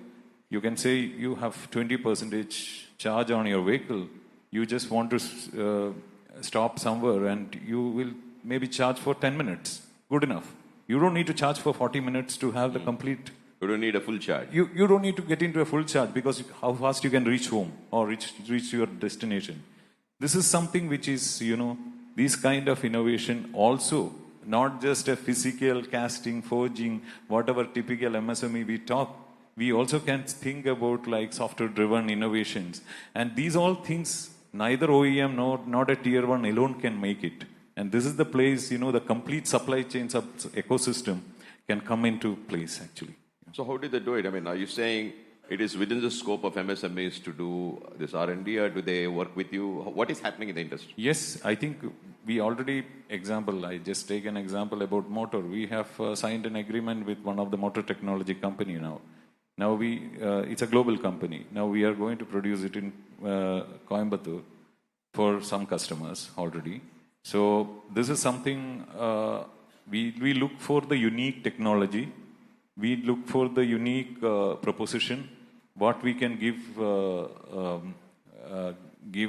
to our customers like OEMs, like Tatas or Mahindras or even two-wheelers. Yeah. Sir, but my question is really, L&T can access technology. I mean, you can get technology from anyone you want, I suppose. Yeah. But can a small company do it? What are you seeing in the industry? So, actually, software is getting very, very complex. I think the integration process is very, very critical. So that is where they have a role. Yes, they have a role, actually. Whether it is an electronic, a sensor systems, Chandrasekhar has mentioned. Yeah.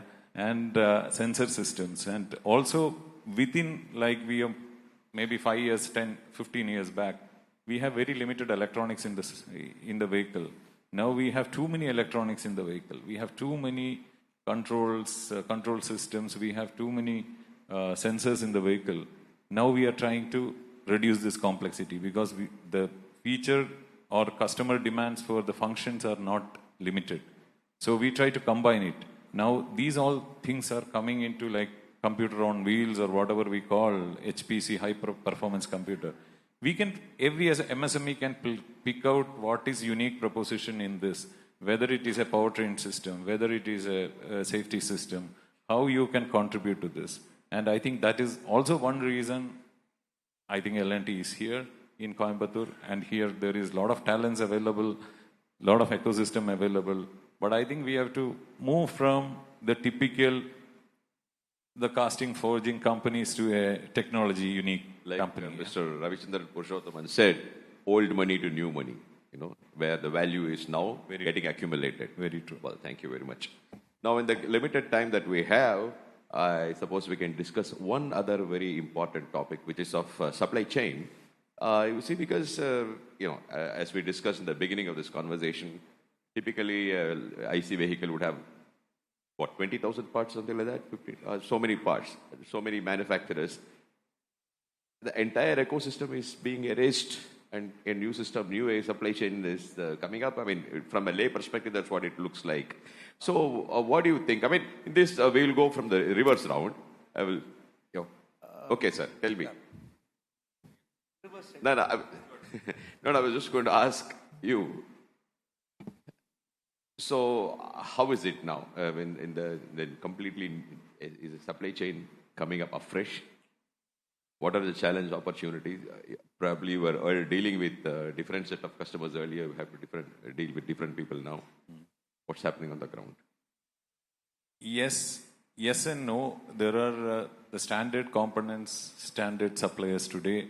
But when it comes to, example, a stator technology mechanism in a motor, now everybody wants to, have smaller design, less weight, higher power density, higher torque density.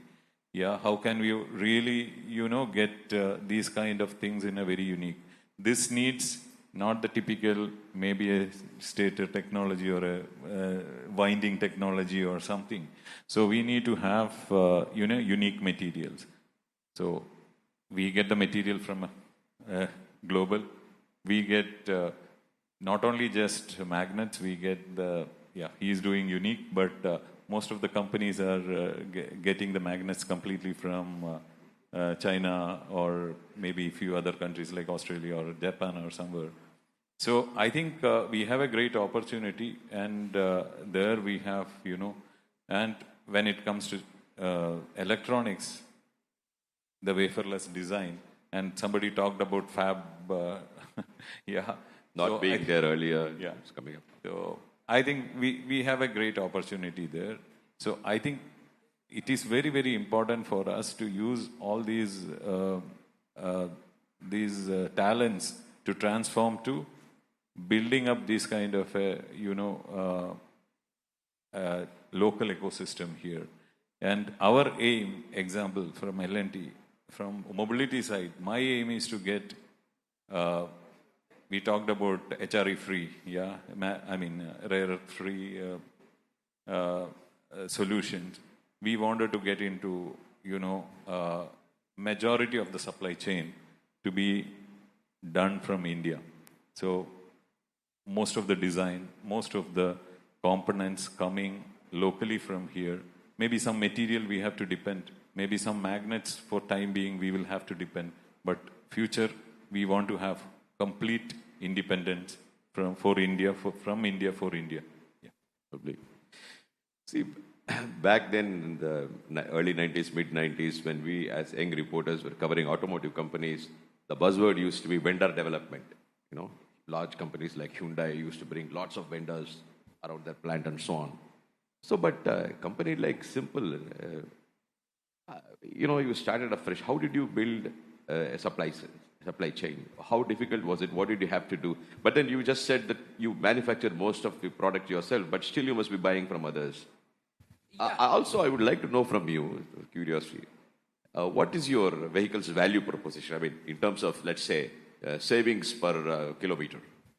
So when we talk about, let's say, savings, two questions bundled together. Yeah. So if I talk about the value proposition, so we have tried to bring performance and mileage into a single scooter. So the Symbol one that we have today boasts a range of 280 kilometers of certified range with a top speed of 115 kilometers per hour, with an acceleration of 0 to 40 kilometers per hour under 2.5 seconds. So we've tried to blend it together, and that became possible because we built the technology in-house. We have a motor that we built in-house, the battery pack, BMS, all of that we built in-house. Yes, as you rightly said, when we talk about the vendor side, it became a challenge because, as I said, just probably 3-4 guys out of college, nobody wants to work with them because they've not raised capital. But things have evolved over a period of time. Now people are looking at electric mobility also a little more seriously, right? For example, 2 vendors we developed. If I talk about, let's say, a motor casting and winding vendor that we have developed from Pune, because when we reached out to people in and around, they were not willing to do it according to our requirements. As I said, that's a unique design that we had done. But we developed a vendor, then we brought him. He's now putting up a manufacturing facility in Hosur itself.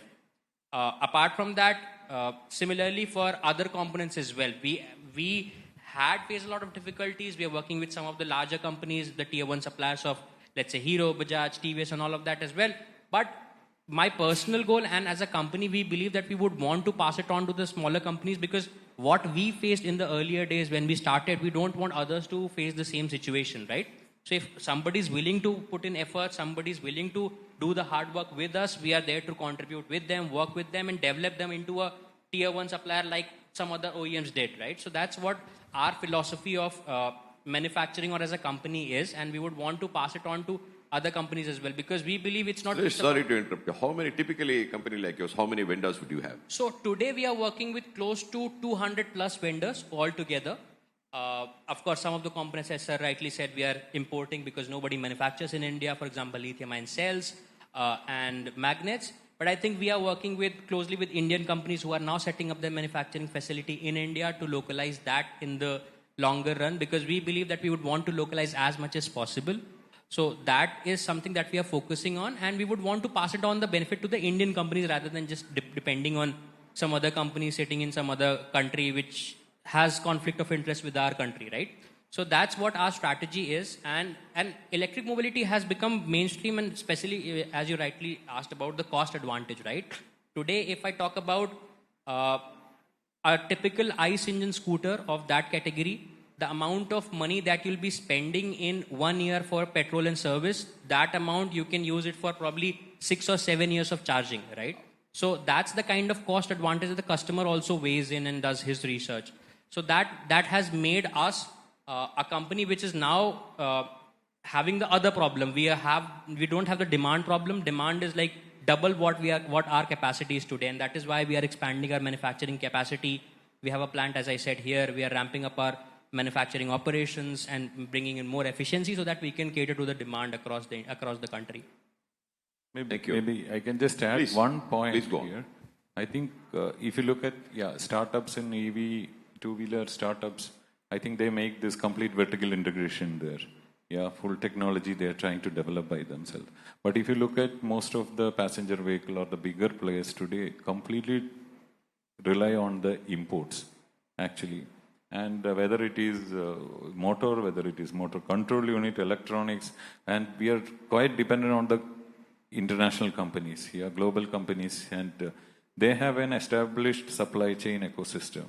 And they will have some advantage because of being playing in global. Very good point. Yeah. So I think these startups are really, given a thread now for all of us to think, to build this kind of a supply chain for our need from here. And I think that is the exploration time right now. So I think we have a huge opportunity here. Thank you. Dr. Chandrasekhar, is it correct to say that your company is a tier 2 company? Is that where you are? Tier 2 or tier 1? What should we? I mean, in automotive supply chain, we are tier 1. I mean, tier 1 to the OEMs. Yeah. I mean, you're asking me routes? Yeah. Okay. In automotive supply chain, we are in tier 1 position to the OEMs. And all of the products, I mean, I would always say that the products make money. Stop being a subcontractor. That's what. Add value to what you produce. Start with adding small assembly lines. That's how we grew. I mean, whatever we started developing as our internal requirements grew into their own products because of the competency in what we developed. For example, what we started as an aluminum die casting facility for a single model of horn which had an aluminum cover, it's by itself is a single largest company having got the first green award, casting award, entire country by IGPC certified. So again, electronics started with our own electronic products. We have own products like. So if you don't mind me interrupting, so you are as roots, you are a supplier. You are also an OEM because you manufacture cards and so on. So you are both. Yes. So you cars in the sense like it's a 4-wheeler. We call it as a low-speed private vehicle or off-road vehicles. For the moment, in-campus vehicles. Golf carts is the normal word for it. We build real cars in the golf cart platform.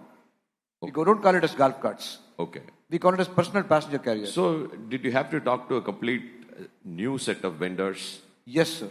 So how difficult was it? I mean, would have been very tough? No, we didn't have any, because we already have a supply chain of all other components building. So the problem for us in building electric car was primarily for the powertrain, going in for, of course, batteries also we got it from, we have 80% supply chain from MSMEs to start with.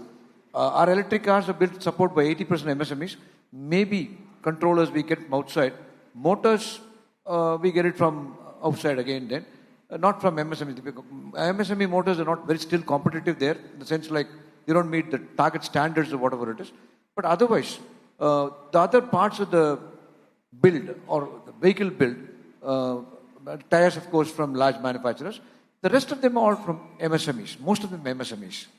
Developed MSMEs who have evolved from being a normal machine shop to an electronic precision machine shops. Only thing can upgrade them to precision machining from just machining, or ordinary casting to high priority castings and value additions. So this ties in with the point that it is more an opportunity than threat. Yes. Well, I have another half an hour's worth of questions, but I see the frown on my editor's face here. So we'll open break for question answer sessions. Please go and identify yourselves. So, good evening. I am T.N. Venkatesh. I am the Textile Secretary of Tamil Nadu. And the reason I attended this conclave was that for this session, basically, because we have been given an ambitious target of 1,000 crores of investment in technical textiles. So we are running a technical textile mission, and mobile tech forms 30% of the global demand in that. That is mobility, and in that another 40 to 50% is electric vehicles. So my question basically to Dr. Chandrasekhar, so we in the textiles ecosystem would like to work closely with you because, for instance, a company like VinFast is getting all its mobile tech, that is textiles that are involved in vehicles from MP, Rajasthan and other parts of India. But we in Tamil Nadu, I think we have, as you yourself said, Coimbatore has a very robust EV system. So I think we would like to work closely with all of you in EV sector, with our MSMEs who can manufacture the textiles for your vehicles. Can we work together? Thank you, sir. It's surprising note that technical textiles have a part of development for electric vehicles. That was news to me. But I just try to understand what are those kind of parts that anybody is looking for technical textiles in the electric mobility sector.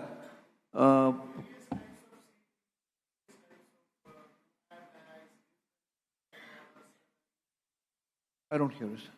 Various types of airbags and various other products that go into the manufacturing of your EVs. Okay. Okay, but safety stuff, the primary PRS and SRS. Okay. Yes. Okay, the ecosystem there, but I don't think anybody in Coimbatore is already doing it. But it's a thought like we'll definitely brood upon and we look upon it, sir.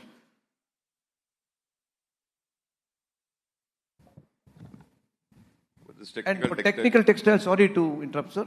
To answer to you, Coimbatore has got other technical textiles. Not for the electrical vehicle part of it, but there are a lot of companies already into electrical, including defense and army fatigue stuff and all. Yeah. So he has opened up an opportunity for you. Thank you, sir. We'll definitely talking about. Well, who else wants to ask a question?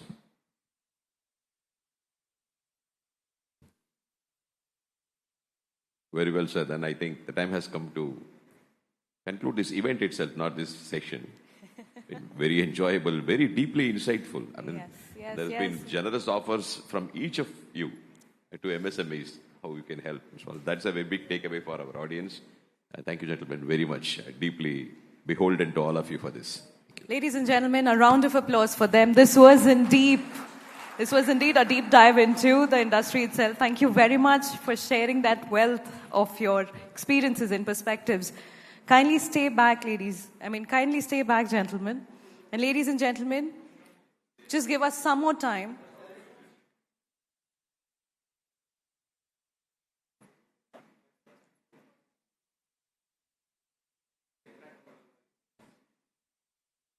Now I'd like to request our moderator of this session, Mr. Ramesh, to kindly felicitate our panelists.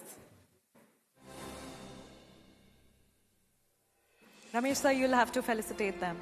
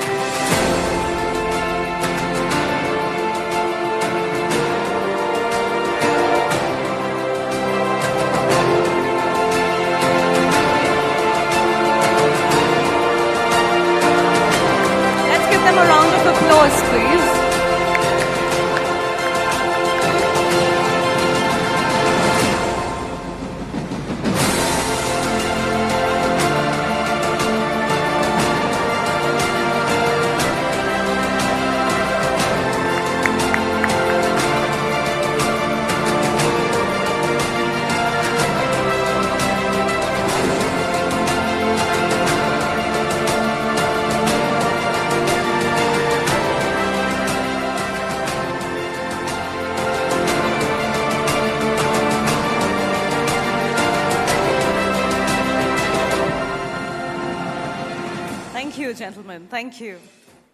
Ladies and gentlemen, a conclave of this scale is a collective triumph. On that note, as we draw this spectacular and deeply enriching evening to a close, it is my pleasure to invite Mr. Shivakumar, General Manager, Advertisement, the Hindu Group, Coimbatore, to kindly come up to the podium and deliver votive thanks. Let's give him a round of applause, ladies and gentlemen.